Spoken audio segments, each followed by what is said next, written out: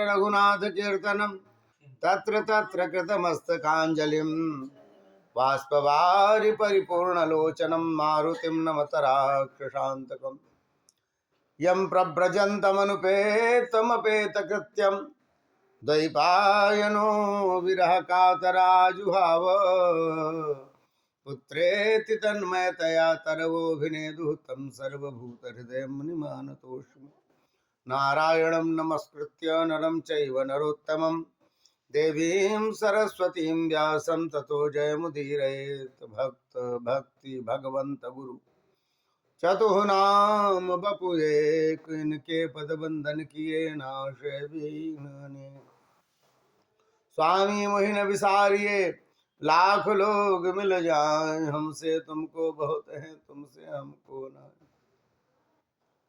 काहू के बल भजन है काहू के आचार दास भरोसे कुंवरी के सोबत पांव पसार बोले वृंदावन बिहारी लाल की श्री किशोरी जी की श्री हनुमान जी महाराज की श्री सदगुरुदेव भगवान की सर्व संत भक्त वैष्णवन की गंगा मैया की गैया मैया की गिरिराज महाराज की श्रीमद् भागवत महापुराण की श्रीमद् भागवत सप्ताह ज्ञान यज्ञ की आज के आनंद की जय जय श्री राधे जय जय श्री राधे जय जय श्री राधे। अकारण करुणावरुणालय भक्तवांछा कल्पतरु तड़द्यत अभिनंदित पीताम्बरधारी भगवान श्री कृष्ण उनकी परम प्रिया किसी किशोरी जी की असीम अनुकंपा से परम पावन श्रीमद् भागवत महापुराण का सप्ताह पारायण यज्ञ अपने यहाँ श्री जायसवाल जी के यहाँ आज संपन्न हुआ है और उस क्रम में सायंकालीन कथा का है। प्रतिदिन हम लोग शाम को सत्संग करते थे 1 घंटे और दिन भर में जो भी पाठ किया है या हम लोगों ने पढ़ा है तो उसको जो है सो फिर संक्षेप में बताया जाता था। ये विधान है प्राचीन काल से चला आ रहा है। आसूर्योदय आरभ्य सार्धक त्रिपहरांतकम महात्म्य कथा में बताया गया जब सूर्योदय हो तब से आप शुरू हो जाइए और 3 पहर तक जो है पूजा करें पाठ करें और उसके बाद उसको सरलता से सबको समझाएं कि भगवान की ऐसी लीला है ऐसा प्रेम है। वे सब संस्कृत नहीं समझते वो बता करके फिर सूर्यास्त में पूरा कर लेते।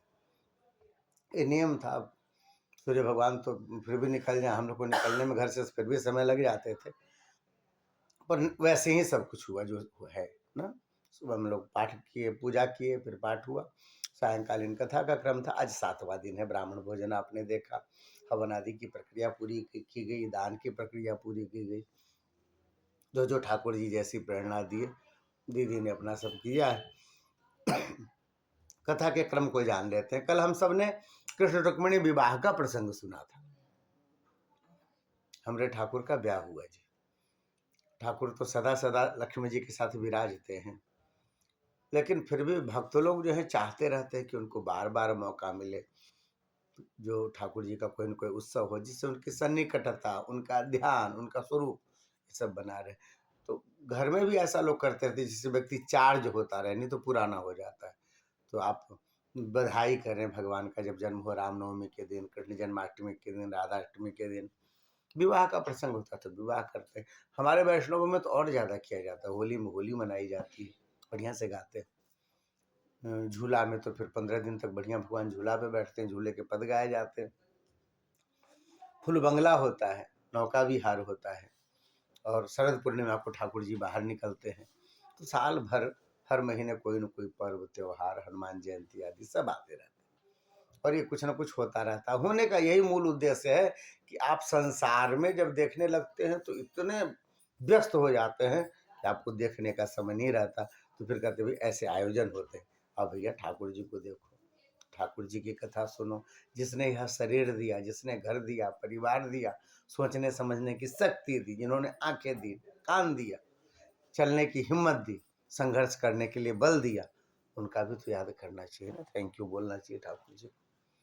लोग भूल जाते हैं अक्सर इसीलिए ये सब मनाए जाते हैं, क्रम से है।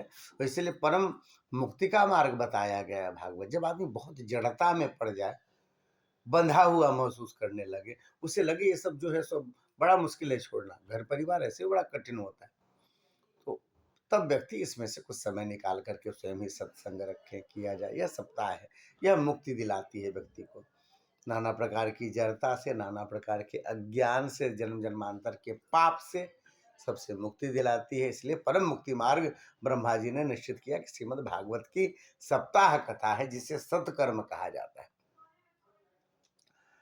भगवान का जो ब्याह हुआ महाराज, हमारे सांवरे सलोने ठाकुर जी, गोरी गोरी सी रुक्मिणी जी, बड़ी सुंदर सी, कहते हैं कि साक्षात लक्ष्मी है रुक्मिणी जी। जो विदर्भ नरेश हैं, उनकी पत्नी के गर्भ से नहीं जन्म हुआ था रुक्मिणी जी का, उनको कमल के पुष्प पर मिल गई थी रखी हुई छोटी सी, उसे लाकर के उन्होंने पाला पोसा। नारद जी आए तो नारद जी ने कहा, विदर्भ नरेश, यह जो तुम्हारी पुत्री है यह साक्षात लक्ष्मी है, जो कमल के पुष्प पर तुम्हें प्राप्त हुई है, इसका ब्याह कभी भी नारायण से करना। इनका बड़ा मन, सब जान रहे हैं कि भगवान कृष्ण ही साक्षात नारायण है, मन है इनका। पर महाराज इनका बेटा जो है रुक्मी बड़ा पुरुषार्थी, बहुत संभालता है, बढ़िया व्यवस्था। तो अब जब संभालता है तो चल अपना चलाता भी है घर में, भाई जो ज़्यादा देख रेख करेगा तो सोचेगा सब कुछ हमारे हिसाब से हो, तो वो अपने फिर उसने शिशुपाल से इनकी ब्याह तय कर दी। इन्होंने मनाया भी तो कहा, पिताजी आप नहीं जानते हो, शिशुपाल अच्छा है, राजा है, कृष्ण कहाँ के राजा हो गए। लो, कृष्ण भगवान का पत्ता कट दिया, लेकिन तब तक रुक्मिणी जी ने बात संभाल ली और उन्होंने पंडित जी को चिट्ठी लेकर के भेजा, और पंडित जी आकर के सुनाए ठाकुर जी को, और ठाकुर जी अकेले ही चल दिए। पूरे जितने भी वहां पे सेना थे शिशुपाल के साथ, वैसे भी वो बारात लेकर के आया था, पर राजा है, राजा के साथ तो सब कुछ चलेगा, और उसके जितने मित्र थे जरासंध आदि सब आए हैं रोकने के लिए भगवान को। भगवान ने सबको अकेले परास्त किया, कोई सेना नहीं वहां पर, अकेले परास्त किया परमात्मा ने। बड़े बड़े दिग्गज सब वहां पर सेनापति सब हैं, सबको परास्त कर दिया। अब तो बेचारा शिशुपाल जो रोए सो रोए। अब कोई ब्याह करने के लिए बारात लेके गया हो, मालूम चला दुल्हन ही गायब हो जाए, निश्चित रोएगा। अब तो बड़ा रोए बेचारा, बड़ा रोए। जरासंध आया तो उसको उसको लिपट के रोने लग गया, कंधे पे सिर रख करके। जरासंध ने कहा, काहे रोते हो, काहे रोते हो? होता है, ऐसा होता है, रोने से थोड़े न दोबारा तुम्हारा ब्याह हो जाएगा, चुपचाप चलो वापस लेके बारात वारात। अरे तुमको एक बार जाना पड़ रहा है, हम तो 17 बार हार हार के गए। जरासंध को 17 बार भगवान ने छोड़ दिया। बड़ी महाभारत से भी बड़ी जो है सेना लेकर के जरासंध आक्रमण करता था मथुरा पे, भगवान उसको छोड़ के बाकी सबको मार देते थे। बलदाव ने कैसे भी मार दे, बड़ा परेशान करेगा, दोबारा आएगा, इसीलिए तो छोड़ रहे कि दोबारा आए। तो बोले फिर क्यों छोड़ रहे हो, दोबारा आएगा फिर परेशानी होगी। अरे दाऊ, हम लोग क्यों यहाँ पे अवतार लिए? इसलिए लिए अवतार कि जितने दुष्ट हैं, बदमाश हैं, उन सबका संहार कर सके, पृथ्वी का भार हल्का कर सके। अब घर घर में कहाँ सबको खोजते फिरेंगे, ये दुष्ट है, दुष्ट के साथ कौन बैठेगा, दुष्ट बैठेगा। तो अपने जैसे स्वभाव वालों को इकट्ठा करके ले आया करेगा, हम यहीं से इसको सबको जो यहीं से हम सबको मार देंगे, इसको छोड़ देंगे फिर से। ऐसा जो है 17 बार किया, सब पकड़ पकड़ के ले, जितने बदमाश है फिर इकट्ठा किया, अपनी बुद्धि वाले, विवेक वाले। फिर मित्रता तो अपने ही जैसे लोगों से होती है ना, ऐसा नहीं किसी साधु को पकड़ के लाता हो। यही सब जितने बदमाश तो पकड़ के ले आता था, सबको विशाल सेना बना के फिर लाया, फिर सबको मार दिए, इसको छोड़ दिए वापस जा। ऐसा 17 बार किया था। कहते हैं मैंने तो 17 बार हार झेली हुई है, तो इतने से रोने लगे, नहीं रोना चाहिए। कहते हैं भगवान फिर रुक्मिणी जी से ब्याह किए। आगे कथा आती है, रुक्मिणी जी को एक बेटा हुआ जी, इसका नाम है प्रद्युम्न। अभी 6 दिन का भी नहीं हुआ था जन्म लेने के बाद रुक्मिणी जी से। एक संबरासुर नाम का दैत्य है, वो आकर के सौरी गृह से, पहले सौरी गृह में महिलाएं रहती थी, तो अभी भी रहते होंगे पता नहीं ना, अब तो हॉस्पिटल में रहते हैं सब। तो वो जो है उसमें से जो है, क्योंकि उस समय सब कोई जा नहीं सकता, अशुद्ध माना जाता है, जाके ले गया, ले जाके समुद्र में फेंक दिया प्रद्युम्न को। क्यों? उसको यह जो है सो मालूम था कि उसकी मृत्यु केवल भगवान कृष्ण के पहले बेटे के हाथ से होगी, तो उसने जाके समुद्र में फेंक दिया, सोचा अब तो मर गए, अब तो हमको कौन मारेगा, हम तो सदा सदा के लिए बच गए। पर महाराज काल को कोई रोक सकता है? प्रद्युम्न की मृत्यु नहीं हुई, उन्हें एक मछली ने निगल लिया। मछली उसी समय जो है सो बड़े मछुआरे सब बीच में जाके पकड़ते हैं, उन्होंने मछली को पकड़ा, जाल में पकड़ा, लेकर के आए, बहुत बड़ा मछली, बड़ी बड़ी बड़ी मछली, उसको राजा के यहाँ भेजते हैं। संयोग से उस तट का राजा जो था यही था संबरासुर, उसी के भोजनालय में गया। जो लोग राक्षस होते हैं तो यही हाथ पैर खाते हैं सब, पेट को जो है उन्होंने स्मशान घाट बना के रखा रहता है, कुछ भी खा लिया, कुछ भी पी लिया, कैसे भी रह लिए। वो क्या हुआ, राक्षस के पास पहुंचा, वहां पहुंचा भोजनालय में तो उसका पेट चीरा गया, वहां से देखा बड़ा सुंदर बालक निकला उसमें से, मछली ने निकल लिया था। कामदेव की पत्नी है रति, उसे नारद जी ने बताया कि तुम्हारा जो पति भगवान शिव के तीसरे नजर से नष्ट हो गया, जल के समाप्त हो गया। जब भगवान ने तीसरा नेत्र खोला था, कामदेव ने बाण चलाए थे, वह पति तुम्हें भगवान कृष्ण के पुत्र के रूप में वहां प्राप्त होगा, संबरासुर के यहाँ भोजनालय में। वो मायावती के नाम से बहुत दिन से यहाँ बैठी है, मेरा पति मुझे यहाँ मिलेगा। तो जब ही देखा तो पहचान गई ये मेरे पति हैं, जन्म ले लिया था उन्होंने भगवान के पुत्र के रूप में। उसका लालन पालन करने लग गई। 16 वर्ष की अवस्था जब हुई है तब इन्होंने प्रणय निवेदन किया कि मुझसे ब्याह कर लो। तो उन्होंने कहा कैसे आपसे ब्याह करें, आप तो हमारी दाय हो। बोले नहीं देवता, आप कामदेव हो, मैं रति हूँ। भगवान शिव जब देवताओं का काम करने के लिए जब भगवान शिव ब्याह करेंगे और तारकासुर मारा जाएगा, उस समय आपने भगवान शिव के समाधि को तोड़ने के लिए जो 5 बाण चलाए, जिसके फलस्वरूप शिव ने तीसरी आंख खोली और आपका शरीर पूरा नष्ट हो गया। मैं रोती बिलखती हुई भगवान शिव के चरणों में गई थी, प्रभु हम तो देवताओं का हित करने के लिए, समाज सेवा के लिए आए थे, हमारा तो इसमें सौभाग्य नष्ट हो गया। आपके चरणों में आकर के लोगों के सौभाग्य बन जाते हैं, मैं ऐसी पापिन हूं कि मेरा सौभाग्य ही नष्ट हो गया प्रभु। बोले बाबा ने कहा कोई बात नहीं, जब यदुवंश कृष्ण अवतारा, जब भगवान कृष्ण अवतरित होंगे तो तुम्हें तुम्हारे पति की प्राप्ति हो जाएगी, ऐसा कहा। तो रति तब से प्रतीक्षा रहती थी। उसके अलावा सशरीर नहीं होगा, अनंग, इन्हें दिखाई नहीं देगा, स्पर्श आप स्पर्श नहीं कर सकेंगे, महसूस करेंगे, जैसे वायु को आप महसूस करते हैं क्योंकि आप सांस ले रहे हैं, पर दिखाई थोड़ी नहीं देता किसी को। ऐसे ही काम जो है दिखाई नहीं देता, पर सब अपने हृदय में महसूस कर पाते हैं। तो बोले उस समय तुमको सशरीर प्राप्ति हो जाएगी। शिव पुराण में एक और कथा है। शिव पुराण में कथा आती है कि भगवान शिव का जब ब्याह हुआ तो भगवान कोहबर में गए। उस समय ये जो ब्रह्माणी हैं, लक्ष्मी जी हैं, और ये सब गई, उसमें सखी में ये भी थी, रति भी थी। तो गई तो वहाँ पे हास्य विलास होता है, हंसी मजाक करती हैं जो सालियाँ होती हैं ठाकुर। तो भगवान शिव से सब हंसी मजाक कर रही थी कोहबर में, तो देखा ये चुपचाप कोने में खड़ी है। रति से पूछा है आप क्यों नहीं हंस रही हो? बोले प्रभु आप जानते हो हमारी हंसी तो चली गई, हमारे पति चले गए।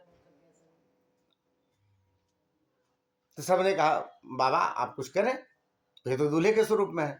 तो बोले बाबा ने कहा कुछ रखी हो उसकी निशानी। तो उसने राख रख लिया था अपने आंचल में गांठ बांध के ऐसे। तो उसने कहा हाँ ये, उसने कहा सामने कर किया। बोले बाबा ने जल छिड़का, कामदेव प्रकट हो, जाओ अपने पति को लेके जाओ, हंसो अब हंसो, ऐसा। तो ये बड़ा सुंदर प्रसंग है शिव पुराण का। लेकिन मूल तो है कि अभी उन्होंने फिर ब्याह किया, उससे संबरासुर का वध किया, लौट करके आए, रुक्मिणी जी के महल में गए, वहां जाके रुक्मिणी जी को प्रणाम करने लग गए। रुक्मिणी जी तो भागी पीछे, दरवाजे के पीछे छुप गई। क्यों? प्रद्युम्न दिखने में हूबहू भगवान कृष्ण की तरह थे, जैसे भगवान दिखते वैसे हूबहू। वो समझी पति देव है हमारे। बोली महाराज ऐसे भी कोई मजाक करता है? वो तो आप हमारे पांव छूने लग गए। तो दरवाजे के पीछे संकोच से छिप गई। तब वहां जाकर के इस प्रद्युम्न ने कहा माँ मुझे पहचाना नहीं, मैं तुम्हारा बेटा। तब उन्होंने ध्यान से देखा, बोला हाँ बेटा, यदि मेरा बेटा आज जीवित रहता ना तो तेरे ही इतना बड़ा होता। तो बिल्कुल देखने में वैसे कृष्ण की तरह लग रहा है। बोले माँ मैं वही हूँ, मुझे संबरासुर ने मेरा हरण कर लिया था, मुझे समुद्र में डाल दिया था, पर मैं बच गया माँ तुम्हारे आशीर्वाद से। अब तो उसको गले लगा के सो रोई 16 वर्ष पहले का खोया हुआ बेटा पुनः वापस मिल गया। फिर आगे कथा आती है सत्राजित की। ये कथा सुनने से कहते हैं कि अभी उस दिन गणेश जी का पूजा था ना, वो चंद्रमा को देखे सब, ये भी की थी, दीदी भी की थी। तो कहते हैं यदि आप बिना फल के बिना पूजा के देख लेते हैं चौथ का चंद्रमा तो आपको कलंक लगता है। ना, झूठा कलंक लगता है। इसीलिए वो पूजा की जाती है उस दिन। गणेश जी की पूजा करते हैं और चंद्रमा का दर्शन करते हैं। हाँ, बिना चंद्रमा के दर्शन के फिर नहीं खाते, नियम जो करते हैं जैसा कुछ है फिलहाल दर्शन का विधान है। तो वो व्रत के साथ दर्शन का विधान है, उसके अलावा यदि कोई ऐसे देख लेगा ना उसका, तो हाँ उसको कलंक लगेगा। जो काम नहीं किया उसका कलंक लगता है, ऐसा माना जाता है। तो यदि मान लीजिए किसी ने वो व्रत नहीं किया, चंद्रमा भी देख लिया, तो यदि ये कथा जो कहने जा रहे हैं इसको यदि सुनते हैं तो कलंक मिट जाता है। हमारे भगवान के साथ ऐसा हुआ। सत्राजित के पास एक मणि मिली भगवान सूर्य की उपासना से, जिसे वह जो है सो बहुत पूजा करता है, नियम से रहता है, और वह प्रतिदिन उसको 8 भार सोना देती, ढेर सारा सोना। उस मणि का ऐसा प्रताप है, सोना देती है। उस मणि को पहनकर एक बार जब निकला तो इतना चमक रहा था, भगवान कृष्ण को सबने सूचना दी। भगवान कृष्ण ने बुलाया, बोले भैया इतना बहुमूल्य चीज पहन के मत घूमा करो भाई। आप यदि अपने सामान को ऐसे खुले में रखेंगे तो बहुत ईमानदार लोग की बुद्धि बिगड़ जाएगी। ताला चोरों के लिए थोड़ी ना होता है, चोर तो महाराज उनके लिए ताला क्या है, ताला ईमानदार लोग के लिए होता है कि आप ऐसे खुले में रखेंगे तो किसकी बुद्धि बिगड़ जाएगी। अब ऐसे कोई है नहीं सीधा है, आप नोट फेंक दो रोड पे, फेंकोगे तो फिर किसी की बुद्धि बिगड़ेगी, नहीं ले ही ले कर ले। इसलिए उनको जो है सुरक्षित रखा जाता है, इसको आप रखो। नहीं तो अच्छे अच्छे लोग हैं अपना जीवन यापन कर रहे हैं, अपने काम को, क्रोध को, लोभ को सब दबा के रखते हैं लोग। बेईमानी का मौका नहीं होता, इसलिए भी कभी कभी जीवन पूरा चला जाता है। अब ऐसा क्या होता है, ऐसे खुले रखोगे तो उसके मन में आएगी। बात तो अच्छी कही थी भगवान ने, लेकिन उनको बात बुरी लगी, सबको जाके कहने लगे भगवान को हमारी चमक अच्छी नहीं लगी। हमारे हीरो को देख करके उनके मन में लालच आ गया, कहते कि जमा करा दो राजकोष में। ऐसा भगवान के ऊपर आरोप लगाया। ठाकुर जी को जब मालूम चला है, ठाकुर जी ने कहा ये देखो, इसको बोलते हैं खाया पिया कुछ नहीं, गिलास तोड़ा 12 आना। हमने तो उसके भले के लिए कहा, और सुनने को राजी नहीं। अच्छा ठीक है, देखो उसका एक छोटा भाई है प्रसेन, उसने एक दिन देखा कि भैया ने वो रखा हुआ पूजा करने के लिए मणि, तो उसने पहन लिया, देखा अपने आप को शीशा में। अच्छा, देखने से ज्यादा दिखाने का शौक होता है लोगों को, लोगों को दिखाते कैसा लग रहा। घोड़े पे बैठा निकला, निकलते निकलते शहर के बाहर चला गया। वहां एक शेर ने देखा चमकता हुआ कुछ, झपट के उसके मार दिया।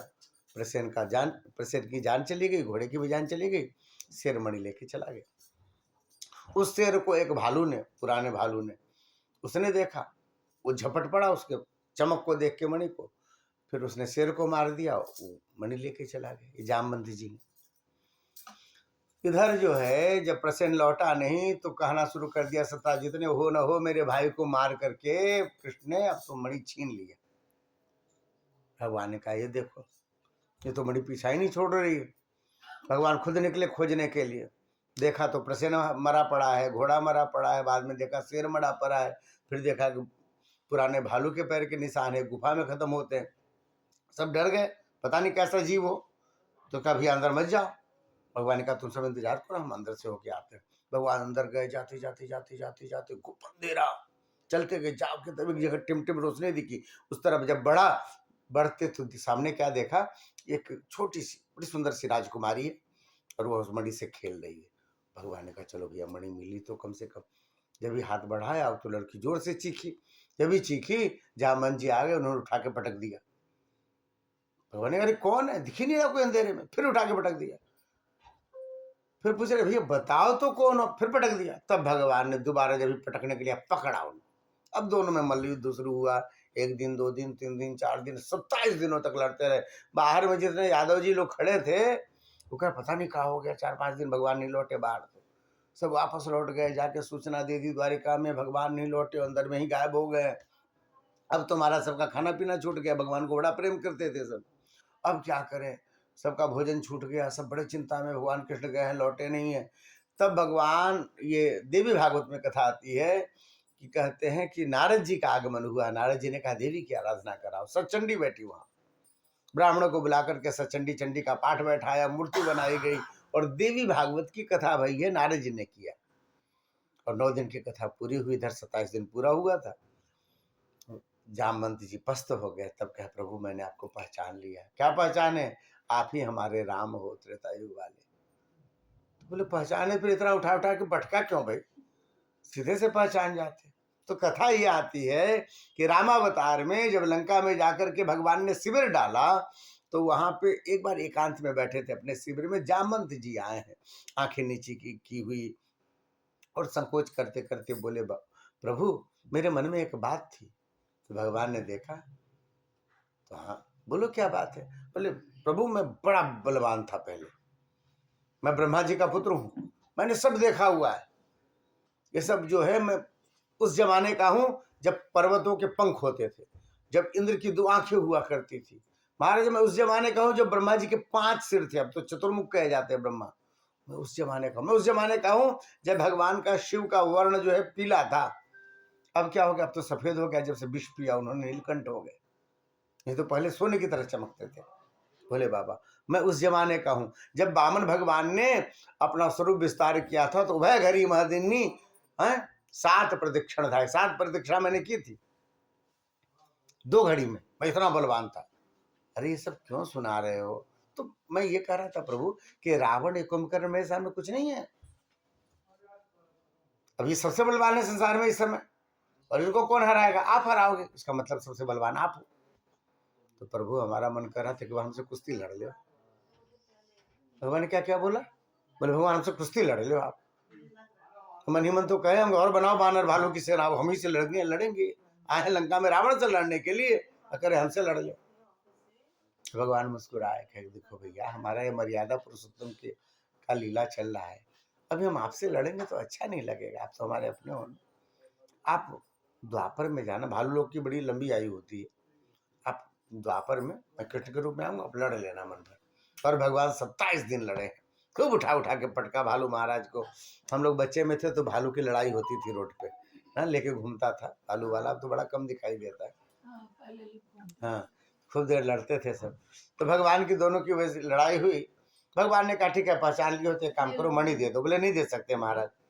क्यों नहीं दे सकते, बोले हमने बिटिया को ऑलरेडी दे दिया। तो फिर कैसे होगा भैया, इसके चलते हमको कलंक लग रहा है, एक काम करो आप बिटिया को ले जाओ, बिटिया से ब्याह कर लो तो दहेज में मणि चली जाएगी, छुट्टी। फिर भगवान ने क्या किया, जामवंती जी से ब्याह किया जी, लेकर के लौटे, यहाँ पे देखे तो पूरा का पूरा खाना पीना बंद, सब दीदी की तरह फलाहार कर रहे हैं, सब कोई शकरकंद उबाल उबाल के खा रहे, पूरा पूरा जितने भी द्वारिका वासी हैं कोई कुछ हल्ला नहीं, पंडित जी लोग पाठ कर रहे हैं।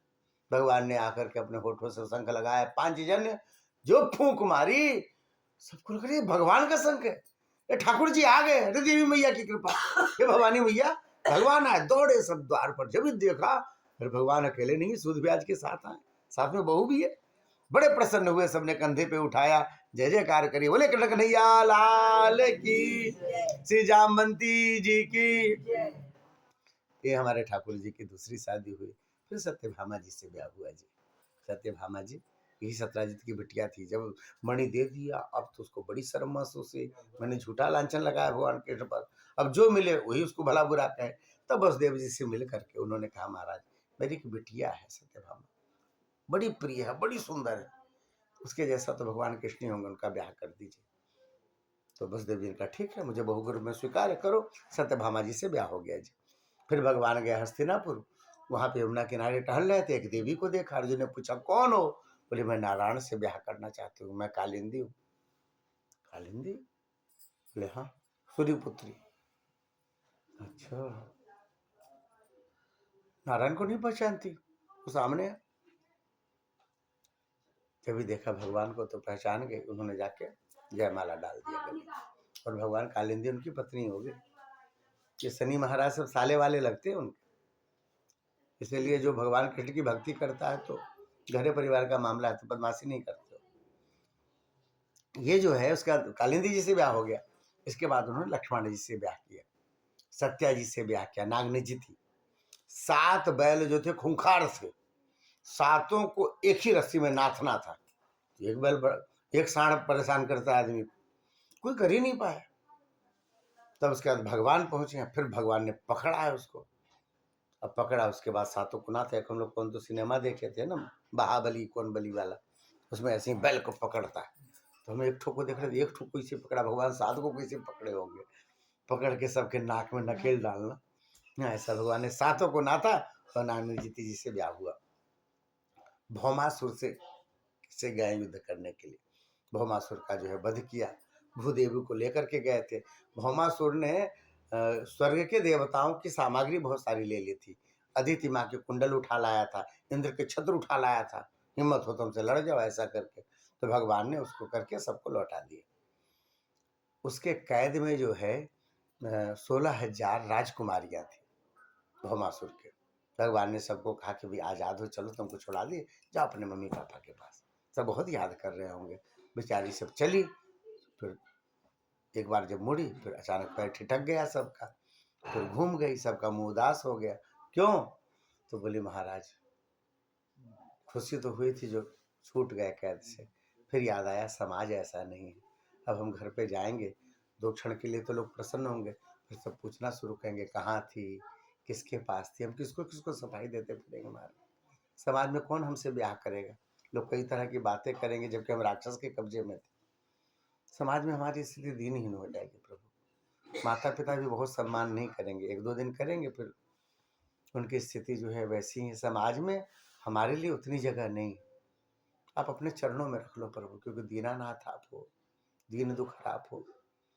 आपके चरणों के अलावा हमारा कोई है नहीं। अपने पास ले चलो प्रभु। मुझे क्या कोई टाल वाल कर देंगे, दासी बन करके रहेंगे। भगवान जानते हैं समाज ऐसा ही है। तो किशोरी जी के, सीता जी के विषय में भी कुछ बोलते बोलते रह गए लोग। ये सब तो बेचारी राजकुमारी है। तो भगवान ने कहा तुम सेविका क्यों बनोगी, मैं तुम्हारा पाणी ग्रहण स्वीकार करता हूँ और तुम्हें वैसा ही सब कुछ सम्मान दूंगा जैसे रानी होती। भगवान ने 16,000 मंडप बनाए, सबके साथ एक साथ बैठे। ऐसा नहीं कि एक जगह बैठ गया सबको पीछे बैठा लिया, नहीं, सब मंडपों पे ठाकुर जी दिख रहे हैं और सबको वैदिक मंत्र से नियम करके फेरे लेकर के ब्याह लिया ठाकुर जी ने।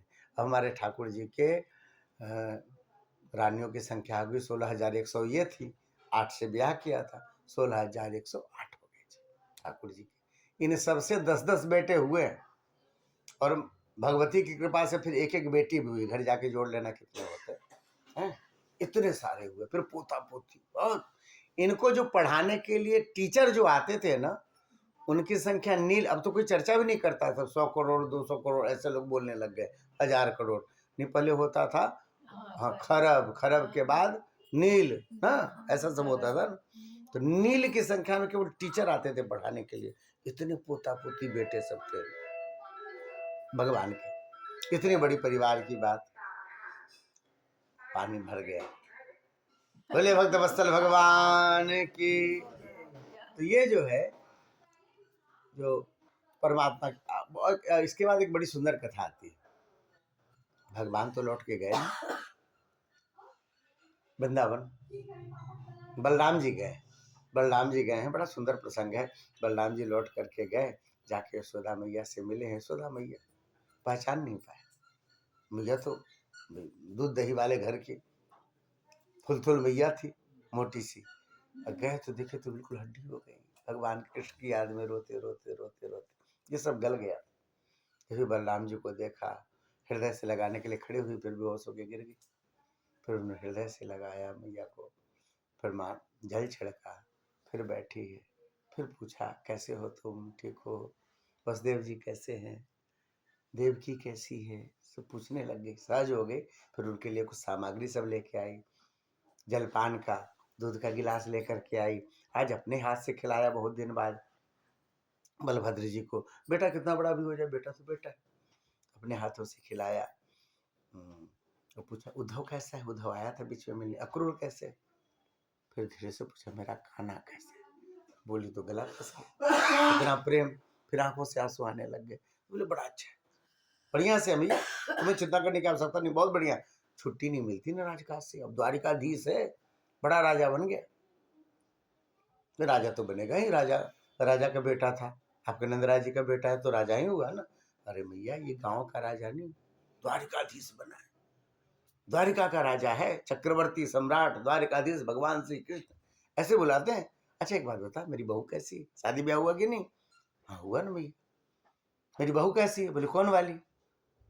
कौन वाली मतलब कितनी बहू है हमारी? तो बोले मैया तुझे जितनी गिनती नहीं आती ना, उससे ज्यादा बहू है। एक बात बताए, जब हमारा लाला छोटा सा था, तो हिमालय से एक योगी बाबा आए थे, ये सांप बिच्छू लटका था। बाद में लोगों ने बताया कि भगवान शिव थे, देखने आए थे मेरे लाला को। तो जब आए ना, तो मैं तो डर गई थी। फिर लाला के कारण मुझे जाना पड़ा उनके पास। मैंने उनसे पूछा, बाबा हाथ देखते हो? बोले हाथ नहीं, मैं तो पूरा बालक देखता हूँ, मैं ललाट की रेखाएं पढ़ना जानता हूँ। बोले बाबा बताओ ना, मेरी बहू कैसी होगी? तो बोले कौन सी? यही बात जैसे तूने कहा ना वैसी।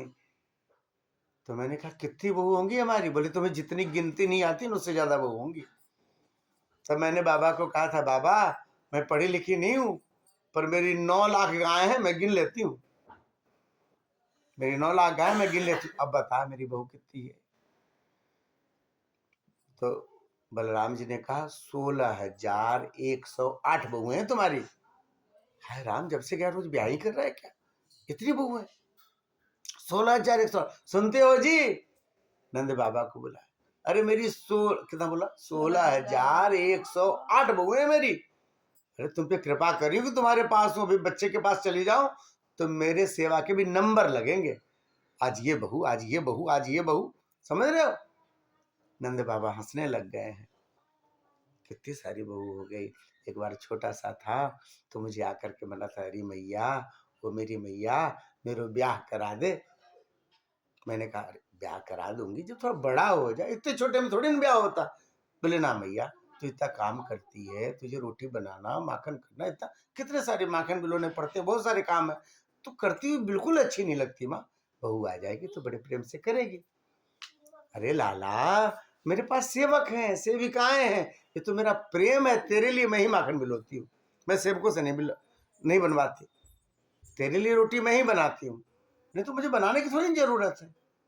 फिर भी भैया, फिर भी बहू आ जाएगी तो बात दूसरी है ना, नौकर चाकर की बात दूसरी है। अरे तू इतना क्यों कर रहा है? बोले भैया मेरा ब्याह करा दे। अच्छा ठीक है, बड़ा हो जाएगा तो करा देंगे।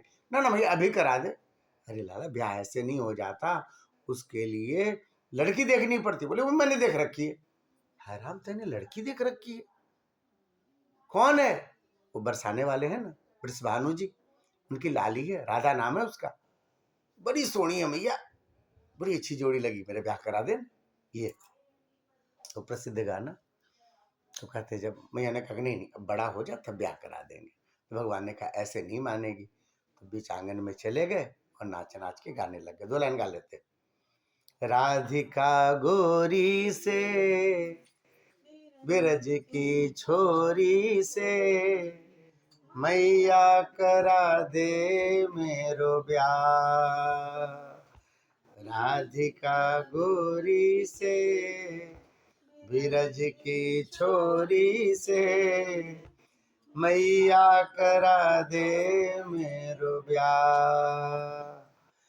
उम्र तेरी छोटी है, उम्र तेरी छोटी है, नजर तेरी खोटी है, कैसे करा दूं तेरो ब्याह। उम्र तेरी छोटी है, नजर तेरी खोटी है, कैसे करा दूं तेरो ब्याह।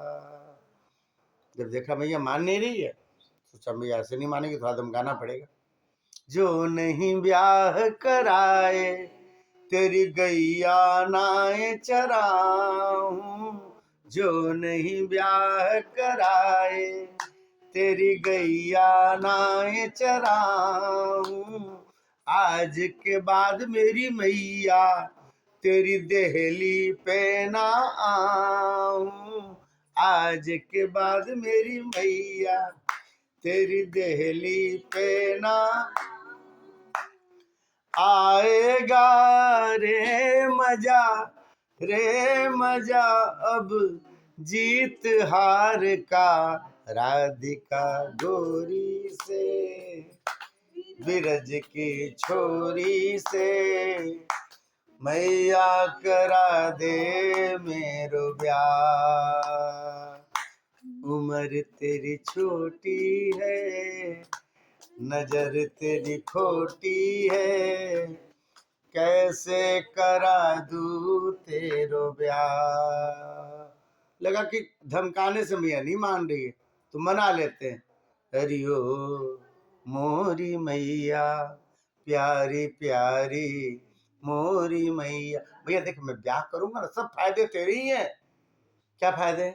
छोटी सी दुल्हनिया तेरे अंगना में डोलेगी, छोटी सी दुल्हनिया तेरे अंगना में डोलेगी, तेरे आगे मैया वो घूंघट ना खोलेगी, तेरे संस्कारी होगी संस्कारी, तेरे आगे मैया वो घूंघट ना खोलेगी। भोजन मैं बनवाऊंगा बनवाऊंगा 56 प्रकार के, राधिका गोरी से बिरज की छोरी से, मैया करा दे मेरो ब्याह। चंदन की चौकी पर मैया तुझको बैठाऊं। बोले मान नहीं रही, थोड़ा और मना लेते हैं। चंदन की चौकी पर मैया तुझको बैठाऊं, अपनी राधा से मैं चरण तेरे दबवाऊं, अपनी राधा से मैं चरण तेरे दबवाऊं। बीच में दाऊ आ गए जी, बलभद्र जी, बलराम जी। उन्होंने सुना ये तो अपने ब्याह की बात कर रहा है। बोले मैया इसे समझा दिए, छोटा है मैं बड़ा हूं, पहले मेरा ब्याह होगा तब तो इसका होगा ना। भगवान ने कहा तू पहले बदमाशी कर रहे, मेरी ब्याह काट रहे है। तो बोले मैया इन्हें समझा दे, घर में बहू आने वाली है, ये जेठ लगेंगे, जेठ खांस के आया करे, ऐसे चले आ रहे हैं। दाऊ से कह दो जरा, कह दो जरा, बैठे वो द्वार पे राधिका गोरी से, बिरज की छोरी से, मैया करा दे मेरो ब्याह। उम्र तेरी छोटी है, नजर तेरी खोटी है, कैसे करा दूं तेरो ब्याह। सुन बातें कान्हा की मैया बैठी मुस्काए, सुन बातें कान्हा की मैया बैठी मुस्काए, लेके बलैया मैया हिवड़े से अपने लगाए, लेके बलैया मैया हिवड़े से अपने लगाए, नजर कहीं लग जाए ना, लग जाए ना अजी मेरे लाल को, राधिका गोरी से, बिरज की छोरी से, मैया करा दो। अरे मुझे भी पूरा याद आ गया, नहीं याद था मुझे। अब क्या दीदी बोल रही है साथ में? हाँ, गाने नहीं जल्दी याद होते। बोले भक्त वत्सल भगवान की। तो कहा तो एक ब्याह के लिए चिरौरी कर रहे थे, मेरे मेरे ब्याह करा दे। 16,108 ब्याह है मेरे, इतने इतने इतनी बहुएं हैं मुझे। इस तरह से बड़ी सुंदर वहां दोनों की चर्चा हुई है। इसके बाद एक कथा आती है जी, नृग राजा की प्रसिद्ध कथा है, तो कहते चलते बहुत सारी कथाएं हैं। नृग राजा की कथा आती है कि भगवान के बच्चे सांब आदि, ये जामवती के बेटे हैं सांब, खेल रहे थे, प्यास लगी तो गए तो एक कुआं देखा, देखा सोचा इसमें पानी होगा, नीचे झाँक के देखा तो उसमें पानी तो कुछ नहीं, सूखा कुआं, एक बड़ा सा गिरगिट उसमें पड़ा। बड़ा कोशिश किया निकाले पर निकाल नहीं पाए। गए भगवान को बुला करके लाए, भगवान ने देखा, एक सीख उठाया, जब ही छुआ, बड़े सरलता से निकाली इतना विशाल गिरगिट। जब भी भगवान का स्पर्श हुआ तो सामने देवता के स्वरूप में प्रकट हो गया। अरे भैया कौन हो, गिरगिट बन के बैठे थे इसमें, कौन से देवता हो आप? उसने कहा आप मुझे नहीं पहचानते? अरे भी नहीं पहचान रहे तभी तो पूछ रहे हैं। नृगो नाम नरेंद्रो हम इक्ष्वाकु तनयः प्रभु, दानि स्वाख्याय मानेषु यदि ते कर्णमस्पृशम। महाराज मेरा नाम नृग है। यदि आपने दानियों का नाम सुना होगा तो मेरा नाम सुना होगा। इक्ष्वाकु नृग सर्याति दृष्ट दृष्टक रूसका। ये जो पुत्रों का क्रम था उसमें नृग थे, सूर्यवंशी राजा, बड़े प्रसिद्ध राजा। महाराज क्या दान किया था जो दानियों का नाम होगा तो आपका नाम होगा? बोले मैंने गौदान किया था। ये कौन बड़ी बात है, सब कर लेते हैं। कुछ बच्चे खुचे रहते तो त्रिवेणी जाते तो वहां पंडा जी पकड़ा के पूछ करवा देते 1,000 रुपया में, तो भी कर लेते हैं। उसमें भी कुछ बच्चे रह जाते हैं तो मरते मरते कहते भैया जाने से गौदान करवाओ जल्दी से, चरणामृत डालो मुंह में जा रही ना। बाद में भी होता है तो बच्चा श्राद्ध में एक गाय दे देता है किसी किसी, ऐसा नहीं सबका गायदान हो ही जाता है। अरे नहीं हो, त्रिवेणी के किनारे वाला गायदान मैंने नहीं किया मरते समय। ऐसा भाई जीवित में आप जो है एक गायदान कीजिए अपने हाथों से, अपने पैसे गुजरा, उसी पैसे से तो आदमी बेटा भी करता है ना, माता पिता का जो मिला। तो आप एक गायदान करें और आपके मरने के बाद बेटा यदि 1,000 गायदान करेगा तो उस एक गाय के बराबर हो। इसलिए जीवित में करना चाहिए, अपने हाथों से धीरे धीरे गुल्लक में पैसा डाल डाल के जुटाया, फिर अपने हाथों से कर लिया, ये भी काम हो जाए। सब काम तो करते ही है, खाना पीना कपड़ा लत्ता 3-5 ये भी कर ले तो करना चाहिए। तो उन्होंने कहा कि नहीं वो वाला गोदान मैंने नहीं किया, फिर कौन सा किया? अरे भैया मैंने गोदान किया, बहुत सारे गोदान किए। बहुत सारे का मतलब कि ना 10 किया होगा? अरे नहीं, बारिश में बूंदे कितनी है, पागल हो, उसको कोई गिन सकता है? उससे ज्यादा गोदान किए। संसार में बालू के कण कितने होंगे, मैंने उससे भी ज्यादा गोदान किए। आकाश में तारे कितने, क्या पागल जैसी बात करते हो महाराज, इतने? बोले हाँ इससे भी ज्यादा मैंने गोदान की। फिर गिरगिट बन के काहे पड़े हो? एक ने धीरे से बालक ने कहा हो न हो ऐसी गाय दान की होगी ना जो अपने घर में भी सूख गई होगी, तो सोचा होगा अब कौन इसको 6 महीना खिलाना पड़ेगा, फिर कब दोबारा जो है सो बछड़ा उछड़ा होगा तब तो किसी पंडित जी को दे दो, कौन सेवा करेगा फिर? तो वैसी गाय दान की होगी आपने, इसके कारण आपको गिरगिट बनना पड़ा। अरे नहीं बेटा, मैंने 9 अभी अभी की तुरंत ब्याई गाय मैंने दान की, पयस्विनी दूध देने वाली गाय दान की। अच्छा तो बुढ़िया गाय दान किया होगा आपने, सोचा अपने घुट्टे में मरे, इससे बढ़िया पंडित जी के यहाँ जाके मरे हैं? बोले नहीं नहीं, पहली ब्याई गाय गाय मैंने दान की। पहली ब्याह के बाद जब दूध दुधारू होती थी मैं दान करता था।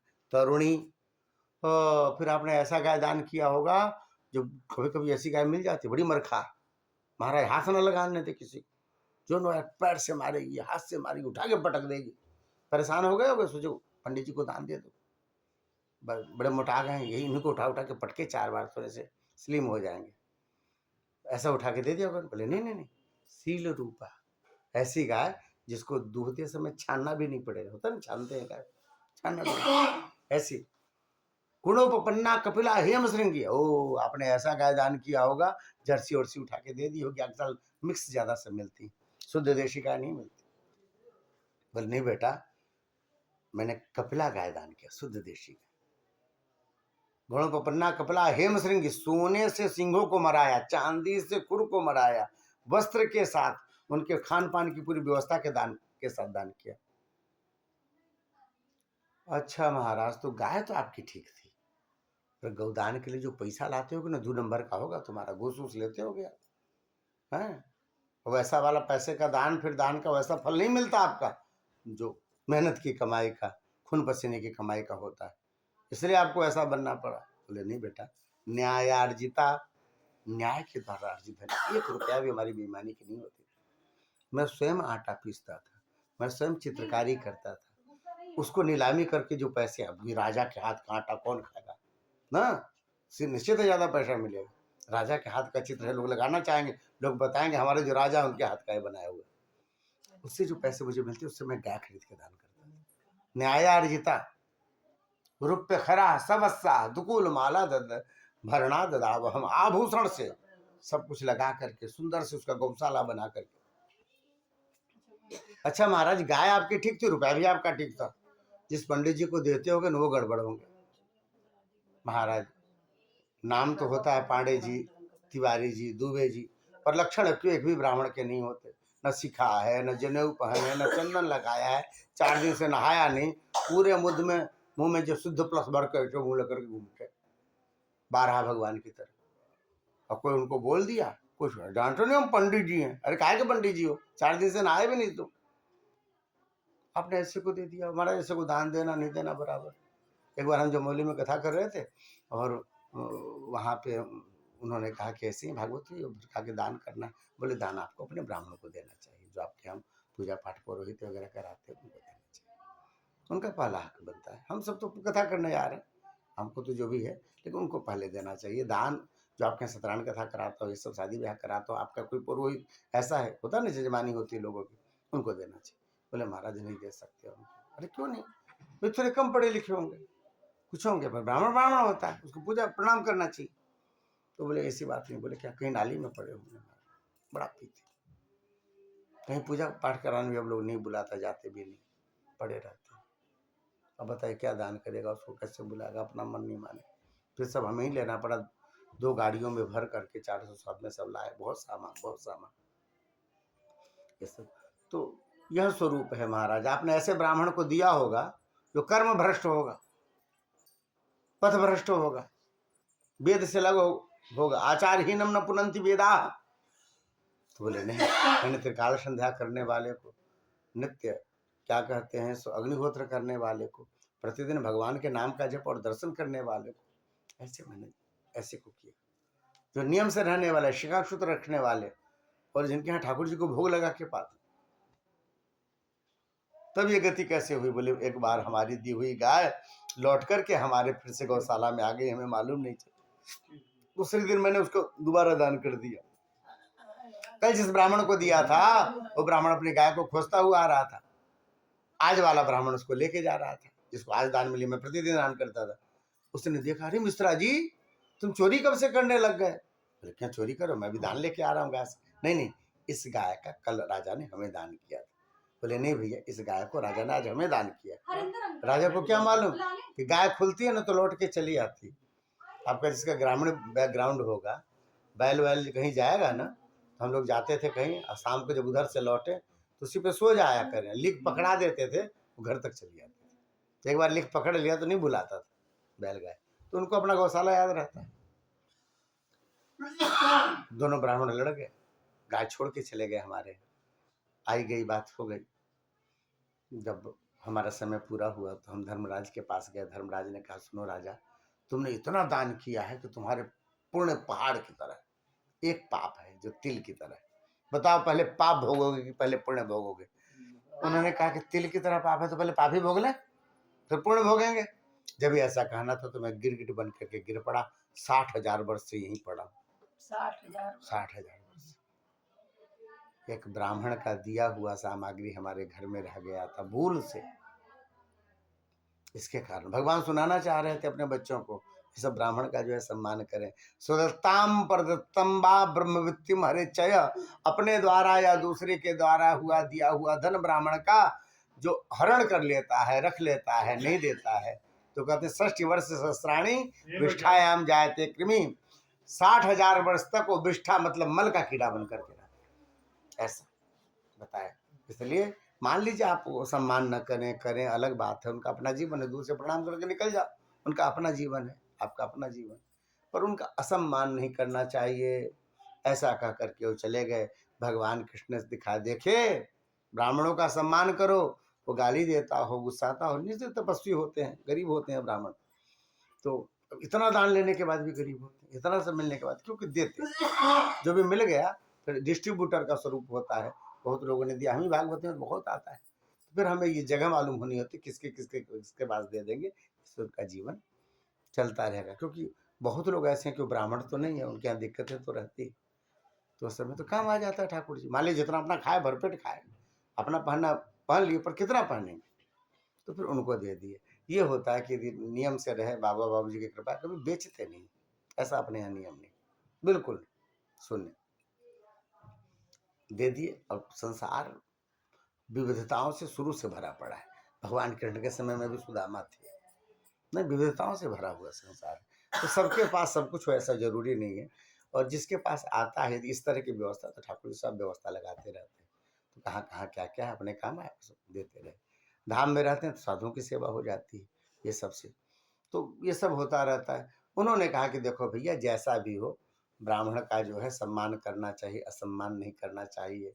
उनकी सामग्री, देवधन सामग्री जो मंदिरों को दी जाती है, मंदिरों को खेत दिया हुआ रहता है, इन सबको भूल करके भी जो है महाराज उस धन को नहीं पाना चाहिए। लोगों को बड़ा चाव रहता है मंदिर के ट्रस्टी बन जाए और फिर मंदिर के नाम पे पाए।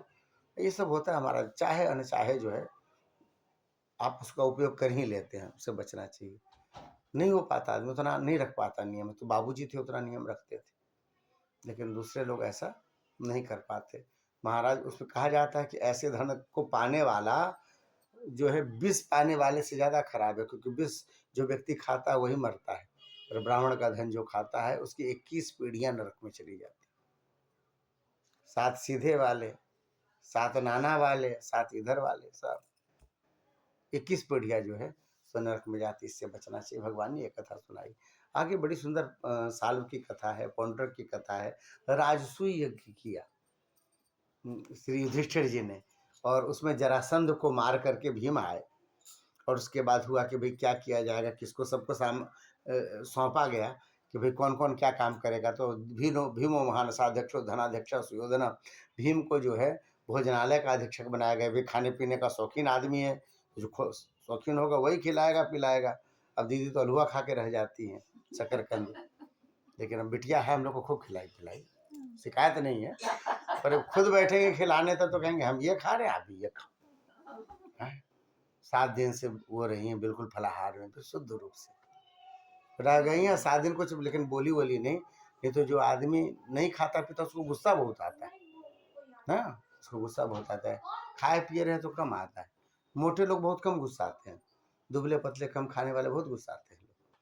तो हुआ क्या, महाराज भीमो महान असाध्यक्ष, खाने पीने के शौकीन है, तो महाराज बनवा बनवा के आर्डर देके कहें भाई ये बनाओ, आज हम भी खाएंगे, बाकी लोग भी खाएंगे, कह के खाएंगे।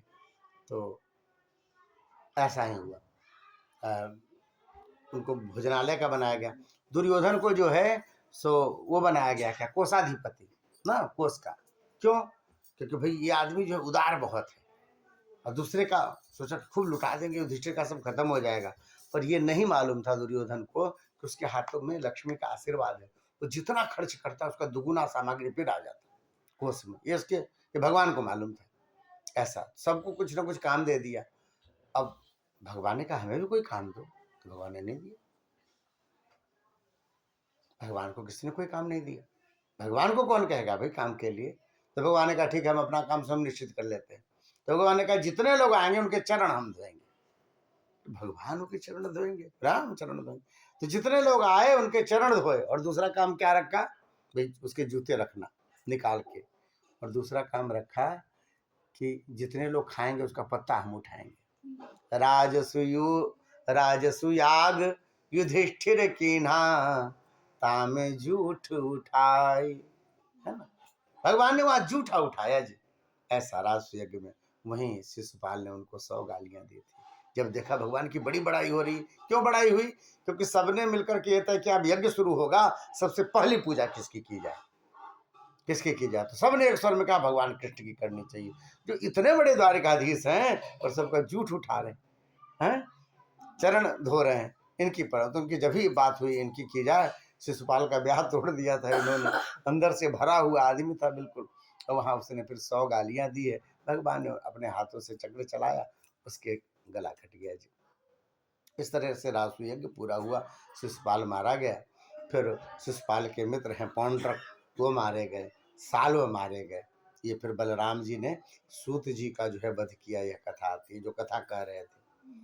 और उनके जब मालूम चला कि वे कथा कह रहे थे और कथा कहने वाले को बीच में उठना नहीं चाहिए, इसलिए उठ करके उन्होंने स्वागत नहीं किया, तो उनके बेटे को बुलाया हैं, और ये जो है उनको बैठा करके माथे पे हाथ रखा। 12 वर्ष का बालक उसी समय कथा करने लग गया। पहले नहीं मेमोरी ट्रांसफर होता था ऐसे, बलराम जी ने उस जमाने में किया था। ऐसे हाथ रखते ही जहाँ से कथा जहाँ तक हुई थी उनके पिताजी ने की थी, उसके आगे की कथा। ये रोमहर्षण सूत है, उग्र श्रवासूत। पहले जो है रोमहर्षण कर रहे थे, अब उग्र श्रवासूत ने जो है कथा करनी शुरू की। बाद में कथा आती है कि श्री सुखदेव जी से कहा है परीक्षित ने, महाराज बड़े बड़े राजाओं की कथा आपने सुनाई, किसी ऐसे व्यक्ति की कथा सुनाओ जिसका भगवान के अलावा कोई ना, जो अपना सब कुछ भगवान को ही मानता हो। तब उन्होंने सुदामा की कथा सुनाई है। एक ब्राह्मण था राजा, कैसा ब्राह्मण था जिसका भगवान कृष्ण के अलावा कुछ नहीं था, लेकिन बड़ा संतुष्ट रहता था, माथे पे उसकी चमक बनी रहती थी, प्रसन्न रहता था। किसी ने जजमानी में बुला लिया, कुछ ना कुछ दे दिया तो घर में चला। हर समय तो जजमानी में आता नहीं, तो जिस दिन नहीं आया तो चुपचाप घर में बैठा है, भगवान के नाम का जप कर रहा है। कभी टेढ़ा मेढ़ा समय होता है तो ठाकुर जी घर परिवार सब ऐसा बना देते हैं। पत्नी का नाम है सुशीला और वह बड़ी पतिव्रता स्त्री है। महाराज दिक्कत में रह लेती है, पर कभी अपने पति को जाकर के चार बातें नहीं बताई। बताओ, ऐसे ही समय ऐसे ही रखना था तुम्हें, फिर ब्याह क्यों किया भाई? तुम तो व्रत भी रह लोगे, बच्चों का क्या हो? कभी नहीं कहा, कभी नहीं कहा। एक बार खरमास जैसा चला होगा, 7-8 दिन तक घर में चूल्हे ही नहीं जले जी, तो कुछ आया नहीं, कोई जजमानी नहीं, कोई कथा पुराण हुआ ही नहीं।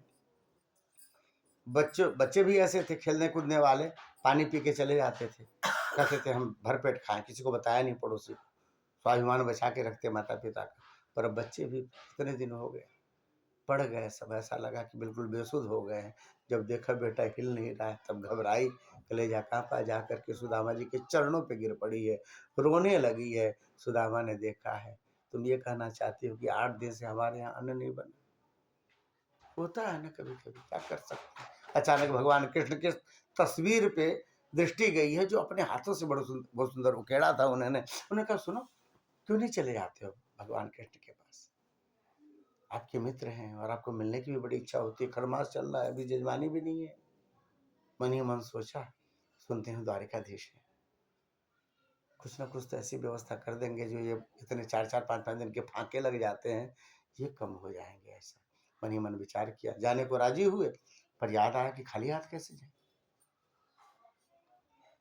पूछा, कुछ दो ना, फिर खाली हाथ कैसे जाएंगे? घर में अन्न होते तो 8 दिन से बच्चे भूखे रहते। पर बड़ी व्यवहारिक है, जीवन में कभी किसी से कुछ मांगा नहीं, जिससे हमारे पति का स्वाभिमान न टूटे। पर आज जब गई है तो 3 पड़ोसियों के यहाँ से, 4 पड़ोसियों के यहाँ से एक एक मुट्ठी चूरा लेके आई। सब देने को राजी हैं, अरे ले जाओ, नहीं नहीं, हमारे जब जजमानी से आएगा ना तो हम आपको वापस करेंगे, हम उधार ले रहे हैं। सबके मन में आता है कि ब्राह्मण परिवार कभी हमसे कुछ ले नहीं लेते। महाराज एक ही साड़ी है, अंतिम में एक ही साड़ी। ऐसा नहीं कि पुरानी बात है, नए में भी होता है। हमारे स्वामी शरण जी महात्मा अभी भी शरीर है, शुरू में अयोध्या आए ना, नौकरी छोड़ करके आए थे, अयोध्या वास करेंगे। तो महाराज धाम वाम में रहो ना तो कोई ना कोई उनसे मिलने भी आता रहता है। अरे हमारे गांव वाले रहते भैया, उनके पास जाएंगे, उनको क्या मालूम उनकी क्या स्थिति है। तो जाकर के वहां पर क्या कहते हैं सो, जानकी महल है, जानकी महल में जाके कथा करते थे। और कभी किसी दिन कुछ चढ़ दिया, किसी ने 4 आलू चढ़ा दी, किसी ने चावल चढ़ा दिया, किसी ने 2 रुपए चढ़ा दिए, तो ठाकुर जी की कृपा, किसी दिन कुछ नहीं चढ़, प्रतिदिन कथा करते थे। ऐसी स्थिति रहती थी। एक दिन गांव से लोग आए हुए थे, उनकी व्यवस्था करते थे, किसी को मना नहीं करते थे हमारे नहीं आना, जो होता था उसी में सब। तो रात में उनकी पत्नी धोती धो रही थी, तो गांव वाली जो आई थी उन्हें पूछा, भाभी अभी जाके आपको छुट्टी मिली, इस समय 10 बजे रात में धोती धो रही? उसने कहा, जी हमें तो दिन भर छुट्टी, हमें काम क्या है, इस धोती को अभी छुट्टी मिली है। मतलब पंडित जी के पास केवल एक धोती, यही रात में छोड़ते तो फिर धो के सुखा देती थी, फिर सुबह में फिर उसी को जो पहने। यही हाल सुशीला का, एक साड़ी है जी। वो पुराने वाले साड़ियों को कैसे सिल करके उसने टुकड़ा बनाया हुआ है, लपेट लेती है, धो के लटका देती है, जब फिर से जब होता है फिर से उसको पहन लेती है। ठाकुर जी ऐसी लीला खूब दिखाते हैं, होता है सब जीवन में। चावल तो ले आई चूरा, बांधे किस में? तब अपने साड़ी के आंचल को फाड़ा है और बांधा। बोले हमारे पति बड़े स्वाभिमानी हैं, अपनी परिस्थिति नहीं कहेंगे, ये हमारे आंचल का टुकड़ा जाके बताएगा, देखो कन्हैया तेरा नाम लेकर के जो जीते हैं ना उनकी क्या हाल है, ये जाकर के बताएगा। चले हैं वहां से, चल दिए सुदामा जी। कथा प्रसिद्ध है, आप जानते हैं। जब चले तो 8 दिन का भूखा ब्राह्मण, चलते चलते शाम हो गई, पस्त हो गए हैं। महाराज पहाड़ी दिख रही है, पार करना है, गिर पड़े, घुटने छिल गए, चोट लग गया, आपने लग गए। बोले कन्हैया अब चला नहीं जाता, अब चला नहीं जाता, तुझे देखने की बड़ी इच्छा थी पर अब लगता है कि पहुंच नहीं पाऊंगा, ऐसा बोल करके गिरे हैं। और गिरे महाराज बेसुध हो गए, बेसुध हो गए। परमात्मा तो देखते हैं, परमात्मा कहते हैं तुम 2 कदम बढ़ो 98 कदम मैं बढ़ करके तुम्हें संभालने आऊंगा। प्रयास तो तुम्हें शुरू करने पड़ेंगे। परमात्मा ने देखा, गरुड़ को भेजा है, गरुड़ जी हमारे मित्र को सकुशल लेकर के आओ। गरुड़ जी गए हैं, उठाया है, उन्हें अपनी पीठ पे रखा, लेकर के वहां द्वारिका में समुद्र के किनारे लेटा दिया। जब भी गरुड़ जी के शरीर का स्पर्श हुआ, जितने दुख दर्द थे, चोट फोड़ सब जाती रही। समुद्र की उत्ताल तरंगे आई, उनको धो के निकली है। आंख खुल गए, अरे देखा तो चमकता हुआ पूरा महल, सोने चांदी हीरे मोती के बने हुए। देख के आश्चर्यचकित हो गए, ऐसा भी दुनिया होता है? हो सकता है हमें लोग को कोई बता दे, ऐसी भी दुनिया होती है। देख के चकित, फिर सोचा मैं सपना तो नहीं देख रहा हूँ। एक को बुलाया, भैया कौन सी जगह? बोले द्वारिका है। अरे मैं सपना नहीं देख रहा हूँ। जाकर के द्वार पर गए हैं, द्वारपालों को देखा, ऐसे बड़े सुंदर सुंदर द्वारपाल, चमकते हुए ठाकुर, उनके द्वारपाल जैसा मालिक वैसे सब कर्मचारी। दोनों का, सुनो भैया, कृष्ण यही रहता है क्या अंदर में? कृष्ण को जाकर के बोलो ना कि तुम्हारा मित्र आया सुदामा, हम लोग बचपन के मित्र हैं, एक बार जाके बोलो आप। द्वारपाल ने नीचे से ऊपर तक देखा। उसका कहा, पंडित जी झूठ क्यों बोलते हो? देखने में विद्वान जैसे लग रहे हो, तपस्वी लग रहे हो, झूठ बोलते हो, बताओ कहाँ आप, कहाँ कृष्ण? द्वारिकाधीश हमारे मालिक हैं, ऐसे नहीं बुलाते। फिर कैसे बुलाते? बोले चक्रवर्ती, सम्राट, द्वारिकाधीश, भगवान श्री कृष्ण, ऐसे बुलाते सम्मान के साथ। मित्र था इसलिए हम बोल रहे थे। नहीं पंडित झूठ क्यों बोल? देखो हम बता रहे हैं आपको, भगवान कृष्ण के पास जाने के लिए कोई रोक टोक नहीं। भगवान ने कह रखा है, कोई ब्राह्मण आए कोई नहीं रोकेगा, हमारे बिल्कुल सैया तक आ सकता है, किसी समय, दिन हो या रात हो। झूठ क्यों बोल रहे हो पंडित जी? जाओ मिल लाओ, आपके मित्र होंगे भगवान कृष्ण। अब तो पंडित जी को बात बुरी लगी। भागवत में ऐसा है नहीं। नरोत्तम दास जी का बड़ा बढ़िया, हम लोग बचपन में भी पढ़ते थे उनकी कविताओं को। नरोत्तम दास जी का भाव है, बुरा लगा उनको।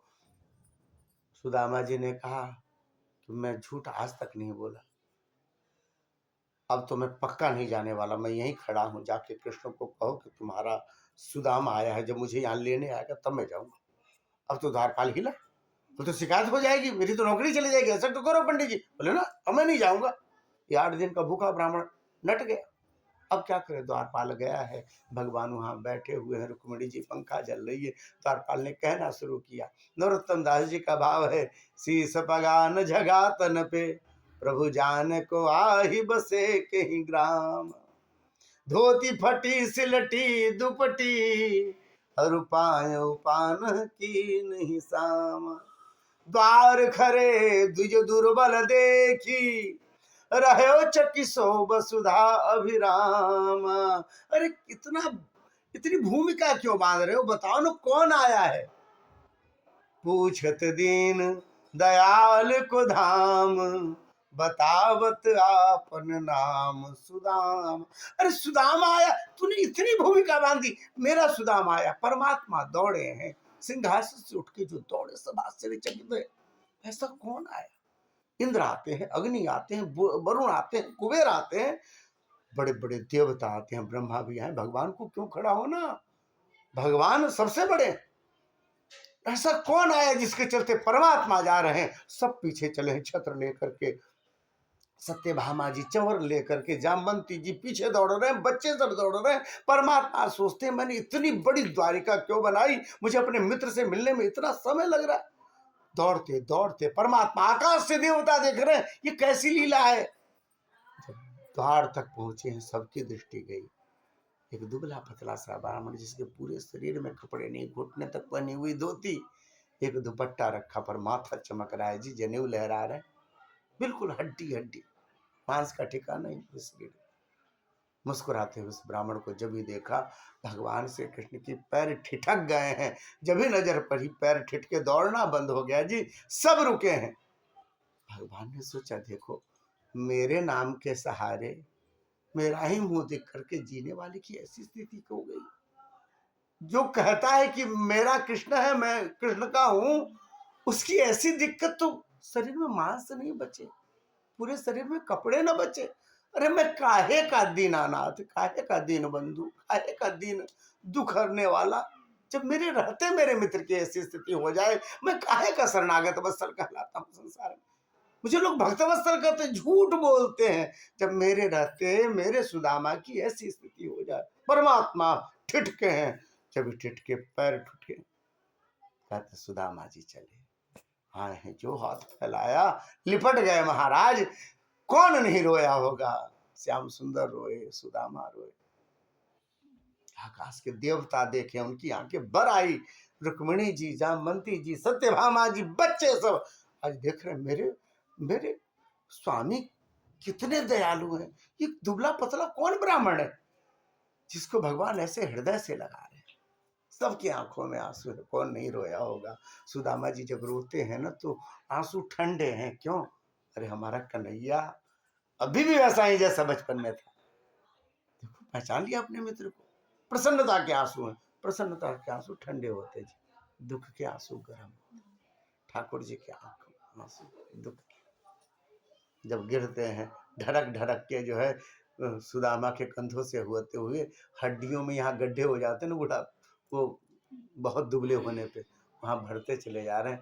भगवान क्षमा मांग रहे हो, जैसे उसको आंसुओं से भर के, मुझे क्षमा करता ना मित्र, मेरी देर से दृष्टि गई तुम्हारी, तुम्हें इतने देर इंतजार करना पड़ा। अपनी गोद में उठाया परमात्मा ने, उठा करके चले हैं महल में, जा करके सिंहासन पर बैठा। अब तुम नहीं चलोगे, सिंहासन पर बैठाया। अरे रुक्मिणी, झरिया लेके आना, परात लेके आना, मैं अपने हाथों से चरण धोऊंगा।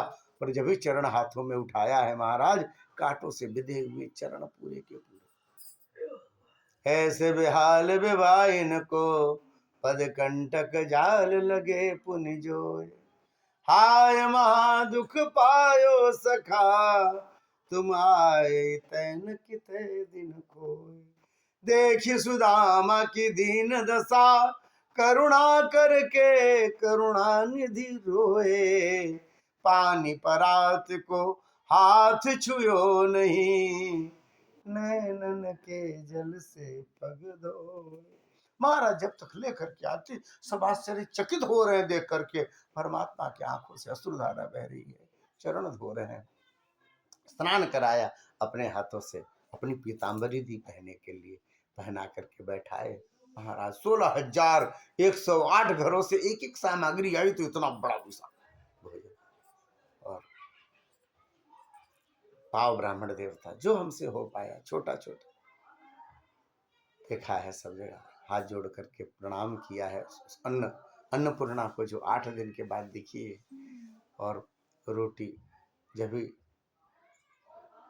मुंह की तरफ लेकर के आया, अचानक याद आया 2 बच्चे, एक पति व्रता पत्नी 8 दिन से भूखे, जिनके मुंह में अन्न नहीं गया। पुरुष कितना भी ऊपर से कठोर दिखता हो ना महाराज, अपने परिवार के लिए हृदय में बड़ी कोमलता होती। हमारी पत्नी, हमारे बच्चे कैसे सुखी हो जाए, इसके लिए 6 बजे से रात में 10 बजे तक चप्पल घिस देता है ना, अपने लिए नहीं खोजता। जितने शौक हैं, श्रृंगार हैं, सब बस बच्चे सुखी रहे, पत्नी सुखी रहे, उसके मन की बात हो जाए। बाहर से बड़ा कठोर दिखता है पुरुष। स्थिति वही सुदामा जी की है। महाराज जब भी देखा तो अपने बच्चों की याद आई, आंखें भर आई उनकी। भगवान ने कहा, तुमने बहुत करू बनाया, देखो तीता लग रहा है हमारे मित्र को। सुदामा जी ने कहा, नहीं नहीं जी, वो मैं पहला कोर उठाता हूँ तो कभी कभी ऐसे आ जाता है। भगवान ने कहा, अभी भी तुम्हें छुपाने की आदत नहीं गई, अब भी तुम झूठ बोल जाते हो। जैसे चना खाने में तुमने बोला था, मनी मन कहा जी। और भोजन किया, उसके बाद बैठाया सैया पर और पूछा कि आपने तो हमारे परिवार से भेंट कर ली, अपनी बताओ, ब्याह हुआ किया कि बाबा हो गए? शुरू से बड़ी व्यक्ति की चर्चा करते थे। बोले नहीं जी, माता पिता ने कहा कि अब तुम तो पूजा पाठ में लगे रहते हो, तो हम कैसे, हमारा मन नहीं लगता, ब्याह कर लो तो कम से कम बहू से बात किया करेंगे। तो जी ब्याह कर दिए। अजी सुनती हो रुक्मणी जी, हमारी भाभी हैं। और बच्चे बोले, हाँ जी, एक बेटा एक बेटी। अरे सुनो पंडित जी, तुमने तो बताया नहीं, मेरी भाभी यदि है तो कुछ ना कुछ तो भेजा होगा हमारे लिए। महाराज जो चावल का था ना पोटली, दुबला पतला आदमी के बहुत जगह रहती है कांख वाँख में, हम लोग तो मोटाए पड़े हैं, नहीं तो बड़ी जगह रहती है। दबाया था, इसे पता ही नहीं चलने दिया, नहाओ लिए उसी बीच में। शर्म लग रही है, वैसे तो ब्राह्मण है पर फिर भी चारों तरफ चमक दमक देख रहे हैं, अब कैसे पुटलिया निकालें, शर्म लग रही। भगवान ने पूछा, लाया ना कुछ? तो बोले, हाँ, हम जब चले थे तो आपकी भाभी ऐसा करके और धीरे ऐसे ऐसे करने लग गए, खुजलाने का बहाना मार के ठेल देंगे, इधर गिरी जाएगा, पीछे पड़ लगे। इतनी बेइज्जती सबके बीच में, बोला पुटली निकाल। ऐसे जब करिए तो भगवान जान गए, उन्होंने झट से हाथ पकड़ा, सीधा किया, लोक लिया हाथ में। देखो रुक्मणी जी, महाराज खोला, पुरानी साड़ी का वह आंचल का टुकड़ा फट गया महाराज। फटा जब एक मुट्ठी खाया है, फिर दूसरी मुट्ठी खाया, तीसरी मुट्ठी में कहते हैं पकड़ लिया हाथ। रुक्मणी जी ने, तीनों लोगों का सुख तुमने तीन मुट्ठी में दे दिया, मैं जानती हूँ तुम फिर खुद सुदामा की तरह रहोगे। भगवान बहुत सुंदर आंखों ही आंखों में बोले कि मेरे रहते यदि मेरे मित्र की और मेरे भक्त की ऐसी स्थिति हो जाए तो मैं इससे भी बुरी गति में रह लूंगा, मेरा भक्त कभी दुखी ना रहे, मैं ऐसा चाहता हूँ। रुक्मणी जी ने बात संभाली, अकेले खाओगे, हम भी हैं आपके परिवार के। और भगवान ने दे दिया। उस चावल के, उस चूरे के छोटे छोटे टुकड़े बन करके सबके पेट में गए हैं, और भगवान ने इतने लोगों के भोजन कराने का जो पुण्य होता है सुदामा के खाते में जमा कर दिया। हमारा ठाकुर देता है तो ऐसे देता है जी, एक मुट्ठी में सबके भंडारे करा दिए। विश्वकर्मा को आदेश दिया, जैसा यहाँ वैसा ही वहाँ बनाओ, बताया कुछ नहीं। 2-4 दिन हुए, लौटने को थे सुदामा जी पर मन लग रहा है, दोनों मित्र हैं। भगवान ने कहा, पंडित जी भाभी को कह के आए हो ना, आप इतने दिन रुकोगे? बोले नहीं जी, ये बात नहीं। अरे तब तो चिंता में होंगी, ऐसे ही चले आए, बता के नहीं आए थे जो ऐसे रुकेंगे? बोले नहीं, जाओ, फिर आप जाओ। हाँ चले जाएंगे, चिंता तो हो रही है। नहीं नहीं नहीं, अभी सुनो रुक्मणी जी, इनका जरा धोती लेके आओ तो। कैसा मित्र है, तो मैं जाने को कौन, उसको रोकना चाहिए। अरे नहीं नहीं, आज 2 दिन रुक जाओ फिर जाना। अच्छा कल चले जाना। ये तो उल्टे मुझे भगाने के चक्कर में लगा। ऐसा मित्र भगवान रहते किसी को। हाँ वो तो मैं सोच, नहीं नहीं अभी जाओ। रुक्मणी जी इनकी धोती लेके आओ। वो धोती पुरानी वाली, अपनी पीताम्बर निकलवा ली, वही पुरानी वाली धोती सिली हुई पहना दी। जाओ पंडित जी। हाँ जाए ना, हाँ जाओ जाओ जाओ, तो देर हो जाएगी ना, तो अंधेरा हो जाएगा, फिर पहुंचोगे कैसे? हाँ सोचिए कि जाते समय और लिफाफा उफाफा देंगे ना, ऐसे ही बांधेंगे कुछ, ऐसे खलिया तो भेजेंगे नहीं। द्वारिकाधीश हम जाए? हाँ कन्हैया, हाँ जाओ भैया जाओ। कुछ नहीं दिया, भेज दिया। अरे बाप रे, बड़ा कंजूस आदमी, इसलिए सोने का महल बनवा के रखा, बताओ कुछ दिया ही नहीं ब्राह्मण को। एक तो पीताम्बरी पहनाई थी, सोचा यही अच्छा है, चलो 2-4 दिन पहनेंगे, जजमान में जाएंगे, भाव बढ़ेगा। इतनी सुंदर रेशमी, वो खुलवा के रख लिया। बड़ा कंजूस हो गया हमारा कन्हैया। अच्छा कोई बात नहीं, प्यार तो बहुत किया उसने, कितना माना हमें।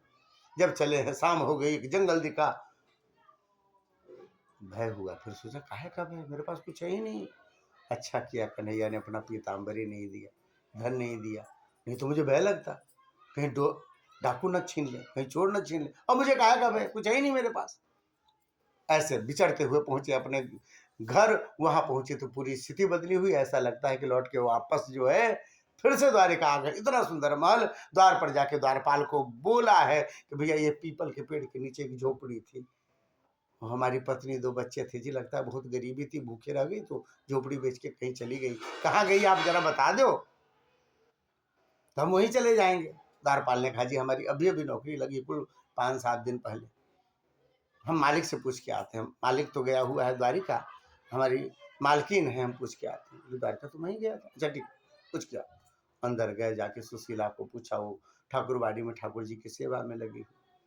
कहा कि देवी, एक पंडित जी आए जी, दुबले पतले, पूछ रहे हैं कि पीपल के नीचे उनका घर था, 2 बच्चे थे, पत्नी थी, कहाँ गए जी आप बता दो, हम तो नए आए। जान गई सुशीला की पतिदेव आए, थाली वाली सजाया, सुंदर लगा होगा के, आरती वारती सजा के पहुंची है द्वार पर, घूंघट करके रखा हुआ है। भगवान सुख देते हैं तो थोड़ा शरीर भी दे देते हैं, ऐसे हिलती डुलती आई। प्रणाम किया, प्रणाम किया। पंडित जी ने कहना शुरू किया, सेठानी जी मेरी एक पत्नी 2 बच्चे थे जी, यहीं पीपल के नीचे रहते थे, आपने कहीं देखा हो? सुशीला ने कहा, प्रभु आपने दासी को पहचाना नहीं, आवाज तो सुनी हुई लग रही। जब उन्होंने घूंघट उठाए थे, अरे सुशीला तुम, ये क्या है? बोले प्रभु आप इधर से चले। उधर से ठाकुर ने सब व्यवस्था कर दी, विश्वकर्मा आए, सब बना के चले गए, और कहे सुदामा को बोलना कि वो 7 पुस्ता तक उसको कहीं जाने की जरूरत नहीं है, इतना दे दिया है कि खाते रहे, जितना धन वहाँ यहाँ कर दिया। अब सुदामा की आंखों में आंसू आए। हम कह रहे थे बड़ा कंजूस निकला, इसलिए सोने के महल बनवाए उसने, किसी को कुछ देता वैता नहीं है। अरे भैया संसार वाले थोड़ा दे करके बहुत बताते हैं, खूब छपाते हैं, हमारा ठाकुर जब देता है महाराज तो बायां का दाएं कभी फर्क पता नहीं चलता। पसारा हाथ है जिसने तुम्हारे द्वार पर आकर, तुझे देते नहीं देखा मगर झोली भरी दे। बोलिए भक्त वत्सल भगवान की। आइए अब संहार की तरफ चलते हैं। परमात्मा की यह कथा आपने सुनी। भगवान का कुरुक्षेत्र में अपनी माता जी से मुलाकात हुआ। देवता सब आए हैं। देवता कहते हैं कि प्रभु जिस कार्य के लिए आए थे आप हो गया। विप्र सुर संत हित लीन मनोज अवतार, सहज हो गया प्रभु। पापी सब मारे गए, महाभारत में समाप्त हो गया। गोलोक सुना पड़ा है प्रभु, वहाँ की लीला बंद। अब चलो प्रभु वहाँ की भी लीला हो। भगवान ने कहा व्यवस्था करता हूँ यहाँ। सोचा मैं चला जाऊंगा तो ये यदुवंशी हैं, ये सब तो अराजक हो जाएंगे, इनकी भी व्यवस्था करनी है। अब कैसे करें? भगवान ने अपने मन से ही अपने ऋषि मुनि ब्राह्मण उनको जो है खबर करी परमात्मा ने, है ना। आप जिसको याद करते हैं उसको भी आपकी याद आती है। ये पुराने जमाने का मोबाइल है जो शुरू से काम करता है। आप खूब किसी को याद करो, थोड़ी देर बाद आपका फोन की घंटी बजेगी, आज आपकी याद आ रही थी इसलिए फोन कर लिया। होता है ऐसा, हमारे साथ तो होता है। तो भगवान ने याद किया होगा। ऋषि मुनि का जत्था आया जी, जत्था आया और जत्था आया। अब नगर के बाहर रुका हुआ था। सांब को लोगों ने लड़की बना, बहुत सुंदर है सांब, जामवती का बेटा। उसको जो है स्त्री का रूप बनाया हंसी मजाक करने के लिए। पेट में तकिया बांध दिए, सबके पास लेकर के जाते, बाबा जी इसको आशीर्वाद दो, जरा बताओ इसको बेटा होगा कि बेटी होगी। ऐसा करके तो लोगों ने समझा बच्चे हैं मजाक कर। दुर्वासा ऋषि के सामने गए, बाबा जरा बताओ। बाबा तो हर समय गुस्से में रहते, तो डांट दिया, दूर हटो, छूना मत हमको। पुरानी घास बिना नहाए चले आते हैं सब। बाबा पिनकने, अच्छा पिनकने वाले को बच्चे ज्यादा परेशान करते हैं। उनको लगा अरे बाबा जी बता दो, अरे बाबा जी बता दो, बता थोड़ा बता दोगे तो क्या बिगड़ेगा। सब घेर लिए बाबा, घेर लिए बाबा को। तो दो चार बार ऐसे हिलाया, माथ हिलाया, बाल हिलाया। बाबा गुस्से में आ गए। तो ऐसे ही तो उन्होंने कहा न बेटा होगा न बेटी होगी, तुम्हारे कुल को नाश करने वाला मूसल होगा। तो बच्चे तो मजाक ही कर रहे थे, बच्चा ऐसे बिना क्या मालूम साफ दे देंगे। अब तो भागे सब, जाके जल्दी जल्दी कपड़ा हटाया तो मूसल निकला छोटा सा। गए वासुदेव जी के पास, कहती तो बड़ा चिंता की बात है। उन्होंने उसको घिसने पे लगा दिया, चंदन घिसते हैं ना, घिस के पूरे को जो जाके नदी में बहा दिया, समुद्र में बहा दिया जी, पूरे समुद्र में बहा दिया। वो जाकर के एक जगह एरका नामक घास बना जो बिल्कुल तलवार की तरह तीखा, प्रभास क्षेत्र में। वो जो लोहे का टुकड़ा था वो जाकर बीच समुद्र में डाला। एक मछली निकल गई, मछली पकड़ी गई, पेट चीरा तो लोहा निकला, एक बधिक को दे दिया। उस बधिक ने उसके बाण बनाए। कहानी ऐसे हो रही और भगवान ने देखा यहाँ पे बहुत सारे अशुभ होने लग गए। जीवन में जब अब शकुन होने लग जाते हैं तो इसका मतलब कुछ ना कुछ और खराब होने वाला है। कहा कि आप सब लोग चलो प्रभास क्षेत्र में। वहाँ पहुँचे हैं परमात्मा। वहाँ जा कर के जो है सब लोगों को कहा दान करना और आप पूजा करना, पाठ करना, नियम करना। पर जीवन में जो चीज़ें आप कर आए हो ना, उसके उलट करने में समय लगता है। आप यदि अचानक सोचने लग जाओ कि हम प्रतिदिन 1,00,000 माला जपेंगे, बड़ा मुश्किल है। एक माला का ही पहले अभ्यास करना पड़ेगा। तो सबको कहा दान करो, तप करो, पुण्य करो, व्रत करो। महाराज ने ही सबसे निभा। शाम को सुरापान सब ने किया, आपस में लड़ने लग गए। लड़ते लड़ते लड़ते लड़ते अरबों खरबों की संख्या वाले जो यदुवंश में थे कोई नहीं बचा, सब मारे गए। चतुपंचावशेषिता, ये ठाकुर जी की लीला। ठाकुर जी ने उद्धव जी को उपदेश दिया है, मैत्रेय जी को उपदेश दिया।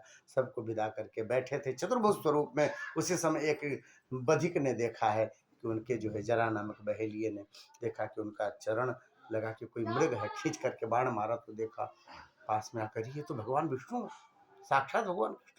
चरण पकड़ के रोने लग गया, प्रभु जिन चरणों का आश्रय लेकर के संसार में लोग तर जाते हैं, इन चरणों में मैंने वाण मारा, अब तो मुझे नरक से कौन बचाएगा। रोने लग गया। भगवान ने उसी समय विमान मंगाया है और उनको बैठा करके वापस भेजा। कहाँ? अपने बैकुंठ धाम। जिसने वाण भी मारा ना, उसे भी परमात्मा ने अपने धाम को दिया है। जो प्रेम से नाम जपेंगे उसको क्या नहीं देंगे ठाकुर जी। इस तरह से फिर देवता आए, सभी स्तुति कर रहे थे, अचानक एक बिजली कौंधी है। फिर देखा सामने ठाकुर जी गए, गौलोक धाम को चले गए। बलराम जी भी ऐसे ही समुद्र के किनारे आकर के उन्होंने लीला संवरण कर ली। 12वें स्कंध में 13 अध्याय है और उसमें कलयुग का वर्णन है, कलयुग के राजाओं का वर्णन, कलयुग के गुण का वर्णन है। कलयुग में महाराज कोई जप तप पाठ पूजा जल्दी नहीं कर पाता आदमी शुद्धि से। एक ही चीज कर सकता है शुद्धि से, महाराज की भगवान नाम ले सकता है। भगवान नाम का ऐसा प्रभाव यदि आपके मुख से निकलता है तो यज्ञ करने का, व्रत करने का, दान करने का, परिक्रमा करने का, पुण्य करने का सब फल केवल भगवान नाम के उच्चारण मात्र से। प्रेम से कहिए राधे राधे, जय श्री राधे। इस तरह से नाम की महिमा कही है। कलयुग का एक और गुण है कि मन से किए हुए पाप नहीं होते, और अन्य युग में मन से किया हुआ पाप भी जोड़ा जाता है, पर यहाँ मन से किया हुआ पाप नहीं होता, पर मन से किया हुआ पुण्य होता है। यदि आप मन ही मन यदि सोचें कि आंख बंद करके कि चलो आज जो हम अयोध्या में भगवान रामलला का दर्शन करते हैं, तो आप सशरीर न जाए, मन ही मन जाइए, तो आपको रामलला के दर्शन का, शरीर स्नान के पुण्य की प्राप्ति होने लग जाएगी। ये मन से इसका लाभ है। इस तरह से कलयुग का महत्व बतलाया। इसके बाद मार्कंडे जी की कथा आती है, जिन्हें बटवृक्ष बटपत्र पर भगवान ने दर्शन दिया था। करार विंदेन पदार विंदम मुखार विंदे विनिवेशयंतम बटस्य पत्रस्य पुटे शयानम बालम मुकुंदम मनसा स्मरामि। यह कथा आती है। और फिर आप इसके उपसंहार पर आते हैं 12वें अध्याय में, जो इसकी अनुक्रमणिका बताई गई है श्रीमद् भागवत की। प्रथम स्कंध में कुल 19 अध्याय, उसमें 6 प्रश्न पूछे थे शौनकादि ऋषियों ने, और उस प्रश्न के उत्तर में उन्होंने कथा सुनानी शुरू की। भगवान के 24 अवतार के विषय में बताया। श्री व्यास जी महाराज ने जो रचना की नारद जी के कहने पर 18,000 श्लोकों की यह कथा आई। उसके बाद महाभारत के समाप्ति के बाद 5 पांडव के जो 5 पुत्र मारे गए, और इसकी कथा सुना। भीष्म पितामह का अंतिम संस्कार किया। परीक्षित जी को राजगादी मिली, युधिष्ठिर सब चले गए हिमालय में, और परीक्षित जी को शाप लगा ब्राह्मण का, और वो गंगा जी के किनारे आकर के बैठे। ये प्रथम स्कंध में कथा थी। द्वितीय स्कंध में 10 अध्याय है, और उसमें क्रम मुक्ति और सद्यो मुक्ति का वर्णन है। और उसके बाद चतुश्लोकी भागवत का उपदेश है। 10 लक्षण बताए गए महापुराण के, बाकी पुराणों के 5 लक्षण होते हैं। तृतीय स्कंध में कुल 33 अध्याय हैं। और प्रथम में विदुर जी की उद्धव जी से भेंट हुई, फिर विदुर जी की मैत्रेय जी से भेंट हुई, फिर उनसे जो सृष्टि के क्रम का वर्णन उन्होंने सुना है। ब्रह्मा जी के नाभि कमल, ब्रह्मा जी विष्णु जी के नाभि कमल से प्रकट हुए, और विष्णु जी की उन्होंने प्रार्थना की, और ब्रह्मा जी विष्णु जी के कहने पर उन्होंने विशाल सृष्टि रचना शुरू की। नाना प्रकार के जीव, नाना प्रकार के देवता, नाना प्रकार के मानवीय सृष्टि की है। इसके बाद फिर क्रम में 12 भगवान प्रकट हुए, उन्होंने पृथ्वी का उद्धार किया, हिरण्याक्ष को मारा है, करदम और देवहूति का ब्याह हुआ जी, और उनसे कपिल भगवान के रूप में परमात्मा फिर से प्रकट हुए। उन्होंने सांख्य शास्त्र का उपदेश किया है, जिसको हम लोग सांख्य कहते हैं। चतुर्थ स्कंध में कुल 31 अध्याय हैं। प्रारंभ में तो भगवान शिव और सती का संवाद है, उनकी कथा है। उसके बाद ध्रुव जी का दिव्य चरित्र है। ध्रुव जी के वंश में आगे जाकर के अंग हुए, अंग के वेन हुए, वेन के पुत्र के रूप में साक्षात परमात्मा आए पृथु और अर्ची के रूप में। इन्हीं के वंश में आगे चल करके जो है प्रचेता हुए हैं, और प्रचेता और प्राचीन बरही हुए। 31 अध्यायों का यह चतुर्थ स्कंध पूर्ण हुआ। 5वें स्कंध में कुल 26 अध्याय हैं।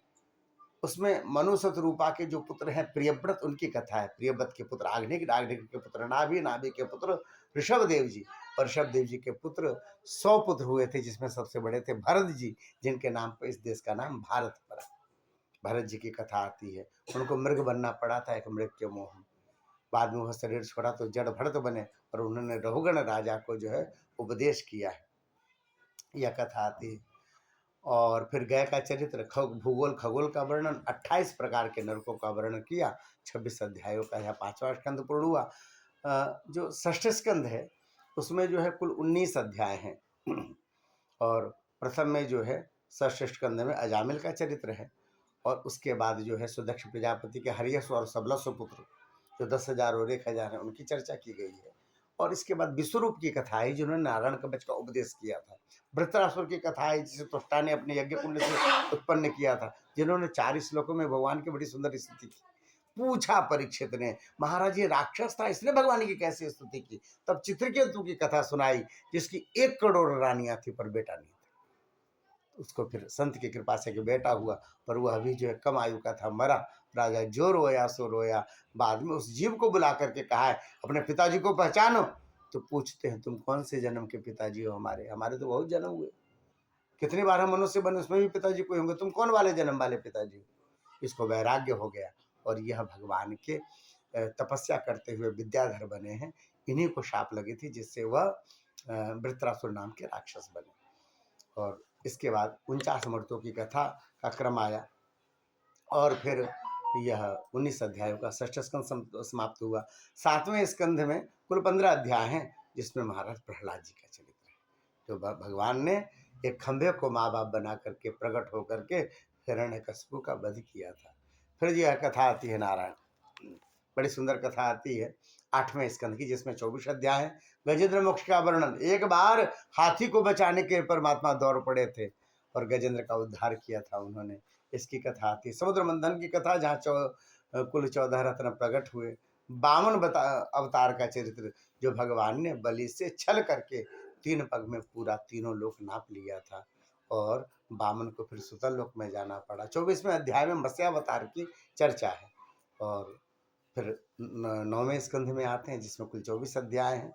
और महाराज इस क्रम में सूर्यवंश का वर्णन, सूर्यवंश के क्रम में बड़े बड़े इक्ष्वाकु, निगसर्याति, धृष्टकरूस का, ऐसे राजाओं का वर्णन, सगर राजा का वर्णन, मानधाता का वर्णन, दिलीप राजा का वर्णन, भगीरथ का वर्णन, जिन्होंने गंगा जी को लेकर के आए थे, राजा हरिश्चंद्र का वर्णन, जिनके सत्य की परीक्षा संसार जानता है।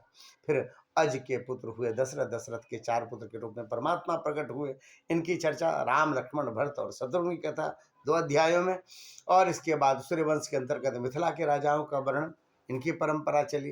परशुराम जी का वर्णन, फिर चंद्रवंश के राजाओं का वर्णन, यति, ययाति आदि, उनका दिव्य चरित्र, शर्मिष्ठा और देवयानी का, इसी में यदु, पुरु जो उनके पुत्र के रूप में प्राप्त हुए, जिससे यदुवंश चला, और पूर्व से जो है सुप्रिय पांडवों का यह क्रम जो है, इसकी कथा दुष्यंत और शकुंतला की कथा बताई, पांडव और भीष्मपितामह की कथा, और फिर 24 अध्यायों का यह 9वां स्कंद पूर्ण हुआ। 10वें स्कंद में कुल 90 अध्याय हैं। पूर्वार्ध में 49 अध्याय। ठाकुर जी का जन्म हुआ मथुरा में, जाकर के गोकुल में दिव्य लीला करी है। फिर वहां से गए वृंदावन, वृंदावन में जाकर के बंसी बजाई ठाकुर ने, गिरि गोवर्धन को उठाया 25वें अध्याय में, 29वें अध्याय में महारास करी, 33वें अध्याय में रास पूरा हुआ, 35वें अध्याय में युगल गीत गाया गोपिकाओं ने, और 40वें अध्याय में मथुरा आ गए जी, 43वें अध्याय में मामा जी को साफ कर दिया। हाँ, 46वें अध्याय में उद्धव जी पहुंचे हैं हमारे पुनः वृंदावन गोपियों को समझाने के लिए। 47वें अध्याय में भ्रमर गीत है। 48वें अध्याय में परमात्मा पहुंचे कुब्जा के घर और अक्रूर के घर। और फिर 49वें अध्याय में हस्तिनापुर पहुंचे। 50वें अध्याय में जरासंध को पराजित करने के लिए गए थे और वहां से लौटे, रणछोड़ नाम हुआ परमात्मा का। मुचकुंद को महाराज भगवान ने आशीर्वाद दिया है। 52वें अध्याय में चिट्ठी लिखी रुक्मिणी जी ने और 54वें अध्याय में ब्याह हो गया जी है। उसके बाद 60वें अध्याय में रुक्मिणी जी रूठी हैं, भगवान ने मनाया है, यह कथा आती है। 63वें अध्याय में उषा और अनिरुद्ध के ब्याह, बाणासुर की कथा वह आती है, बड़ी सुंदर। और इसके बाद इसी क्रम में 70वें अध्याय में नारद जी बीड़ा लेके आ जाते हैं कि एक पत्नी होती है तो बड़ी झगड़ती है, जिनके 16,108 है, उनके घर में कैसी झगड़ा लगेगी, लगी कि नहीं लगी, हम जाके लगा के आएंगे। नारद जी जहाँ जाते हैं वहाँ भगवान कृष्ण दिखाई देते हैं, अंतिम में हार के लौट जाते हैं, कहीं झगड़ा लड़ाई नहीं करा पाते। 70वें अध्याय में यह कथा आती है। 74वें अध्याय में शिशुपाल ने भगवान को 100 गालियां दी है कथा 75 में। और साल और पौंड्रक का वध किया, यह कथा है। 80वें अध्याय में श्री सुदामा जी का दिव्य चरित्र, और 84वें अध्याय में वसुदेव जी का सत्संग आता है। 87वें अध्याय में वेद आते हैं स्तुति करने के लिए परमात्मा का। 90 अध्याय में भगवान की जो प्रेयसी है रानियां, तो भगवान को कैसे याद करती है, इसकी चर्चा आती है। विगत कभी कैसे खुले, कितना दिन भी कहे तो कथाएं नहीं पूर्ण होने वाली, भागवत इतना विशाल है। 11 स्कंद में कुल मिला के 31 अध्याय हैं। यदुवंश को साप लगा ब्राह्मणों का, और उसके बाद वसुदेव जी बड़े चिंतित हैं, तो कहते हैं नारद जी का आगमन हुआ है। नारद जी ने 9 योगेश्वर संवाद सुनाया है, जो भागवत धर्म क्या है, जीव की गति क्या है, जो भगवान को प्रेम करते हैं वो कैसे होते हैं, जो भगवान को नहीं मानते वो कैसे होते हैं। बड़ी सुंदर चर्चा। कलयुग में भगवान की किस स्वरूप की पूजा करनी चाहिए, इसकी चर्चा है। 6वें अध्याय में देवता आ गए, कहे प्रभु चलो गोलोक। 7वें अध्याय में उद्धव जी से भेंट हो गई, और उसके बाद परमात्मा ने 28वें अध्याय तक उनको उपदेश किया। उसमें यम, नियम, आसन, प्राणायाम, प्रत्याहार, धारणा, ध्यान, समाधि, विस्तृत चर्चा करी है। यम 12 होते, नियम 12 होते, सबकी चर्चा करी परमात्मा। मूर्ति कितने प्रकार के होते, मंदिर कितने प्रकार के होते हैं, गृहस्थ का धर्म क्या है, ब्रह्मचारी का धर्म क्या है, सब बताया। बहुत सुंदर वहाँ चर्चा है। और उसके बाद कहते हैं 30वें अध्याय में परमात्मा ने सबको विदा किया। 31वें अध्याय में परमात्मा ने सुधाम गमन किया। 13 अध्यायों का द्वादश स्कंद, प्रथम में कलयुग के राजाओं का वर्णन है। तृतीय अध्याय में भगवान के नाम की महिमा है। भगवान नाम का बड़ा प्रताप है महाराज। कोई नियम करो चाहे न करो, आप वो अलग बात है, भगवान नाम लेने का जीवा को अभ्यास कराओ, इसी से आपके सब काम बनेंगे। बार बार संत कहा करते हैं, इसकी कथा कही 6वें अध्याय में। जितने भी उनके पुराने ऋषि मुनि हैं उन सब का स्मरण किया है। और सुखदेव को कहा, सुखदेव परीक्षित को कहा सुखदेव जी ने, राजन 7 दिन हो गए कथा कहते, तुम्हारी भागवत पूरी हो गई, अब मुझे जाना चाहिए, तुम्हें डर तो नहीं लग रहा है? बोले नहीं महाराज, मुझे कोई डर नहीं लग रहा है। फिर आरती उतारी है, भरी भरी आंखों से विदा किया कि हे प्रभु, कहाँ से आप 7 दिन के लिए मिल गए हमें, हमारा जीवन कृतार्थ हो गया, नहीं तो हम तो भटकते रह जाते। हरि भजन सुनाने वाले, हरि कथा सुनाने वाले, तुमको लाखों प्रणाम, तुमको मेरा प्रणाम, तुमको लाखों। भरी भरी आंखों से विदा किया सुखदेव जी को। और उधर से तक्षक चला है भयानक स्वरूप में चल रहा था। देखा एक ब्राह्मण को जाते हुए, अपने स्वरूप को छुपाया। कहाँ जा रहे हो पंडित जी? क्या नाम है? कश्यप नाम है जी मेरा। कहाँ जा रहे हो? वो परीक्षित को तक्षक काटने वाला है, तो तुम क्या करोगे जाके? बोले मैं उसको जिंदा कर दूंगा दोबारा। पागल हो क्या? तक्षक का काटा हुआ कभी जिंदा हो सकता है क्या? बोले हाँ, मुझे एक मंत्र मालूम है, उस मंत्र का प्रभाव मालूम, मैंने सिद्ध किया, मैं प्रयास करूंगा, मैं जिंदा कर दूंगा, एक बार टेस्ट करते हैं। तक्षक ने तुरंत उसी समय, एक पेड़ था, पेड़ के ऊपर एक लकड़हारा लकड़ी काट रहा था, उसने उसके ऊपर फन मारा। फन मारते ही पेड़ में आग लग गई और तुरंत वह जो पेड़ आग लग के भस्मीभूत होकर गिर पड़ा, सब समाप्त, भस्म पड़ा नीचे। अब पंडित जी मंत्र का प्रभाव दिखा, तक्षक को बड़ा अभिमान। पंडित जी ने कोशिश करता हूँ, लोटे का जल डाला, फूंक किया, फेंका, फिर फूंक किया, फेंका, मंत्र पढ़ते जा रहे हैं। अचानक उस भस्म में से स्वरूप बनने लग गया, वो पेड़ फिर बनने लग गए, डालियां बनने लग गई, डालियां बनने लग गई, फिर धीरे धीरे हरा होने लग गया, सब में पत्तियां निकलने लग गई, सब ठीक हो गया। फिर लकड़हारा का स्वरूप दिखा, फिर लकड़ी काटने लग गया। अरे ब्राह्मण देवता, ऐसी शक्ति तुम्हारे मंत्र में? उतनी दूर जाओगे परीक्षित के पास? हाँ महाराज, मेरे घर में बड़ी गरीबी, 4 दिन से मेरे बच्चों ने कुछ खाया नहीं है जी, तो मैं सोच रहा हूँ मैं अपने कुछ मंत्रों का प्रभाव दिखाऊंगा तो राजा है, बचाऊंगा तो बहुत सारा धन मुझे मिलेगा। भूखा है ब्राह्मण। नागों के पास बड़ा धन होता है, बड़ा धन।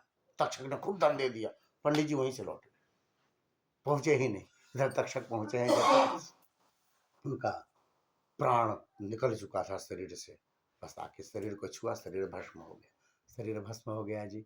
जन्मे जन विशाल सर्प यज्ञ किया, मैं संसार भर के सर्पों को रहने नहीं दूंगा, सर्पहीन कर दूंगा संसार को। लोगों ने आकर के फिर समझाया है, महाराज जीव की हत्या नहीं करते, तुम्हारे पिता की तो गति हो चुकी है, भगवान के धाम जा चुके हैं। इस तरह से फिर मार्कंडे जी की कथा, उनका स्वरूप, फिर आप ये जो यह सुन रहे हैं अनुक्रमणिका का 12वें अध्याय में। 13वें अध्याय में पुराण और पुराण के श्लोकों की संख्या, उसके दान का महत्व बताया। और अंतिम में वो 2 श्लोक जो आपसे सुबह पाठ कराए थे, फिर से भी पाठ करा लेते हैं और कथा का क्रम यहाँ पूरा होता है। ठीक है, हाथ जोड़िए सब लोग, बोलिए भवे भवे यथा भक्ति पादयो तब जायते, तथा कुरुष्व देवेश नाथस्त्वं नो यतः प्रभो नाम संकीर्तनम यस्य सर्व पाप प्रणाशनम प्रणामो दुख समनः तम नमामि हरिम परम। ओम शांति, ओम शांति, सुशांतिर्भवतु। ओम हरे नमः। हे प्रभु, हमारे हृदय में जैसे भी आपके लिए भक्ति प्रकट हो, वैसा ही हमारे साथ करो, चाहे जो भी कुछ हो। हमारे हृदय में आपकी भक्ति रहनी ही चाहिए, आपके चरणों के प्रति प्रेम रहनी ही चाहिए। और जिनके नाम का संकीर्तन सभी पापों का क्षय कर देता है, उस श्री हरि के चरणों में हम सब प्रणाम करते हैं। अभी की कथा यहाँ पूर्ण होती है।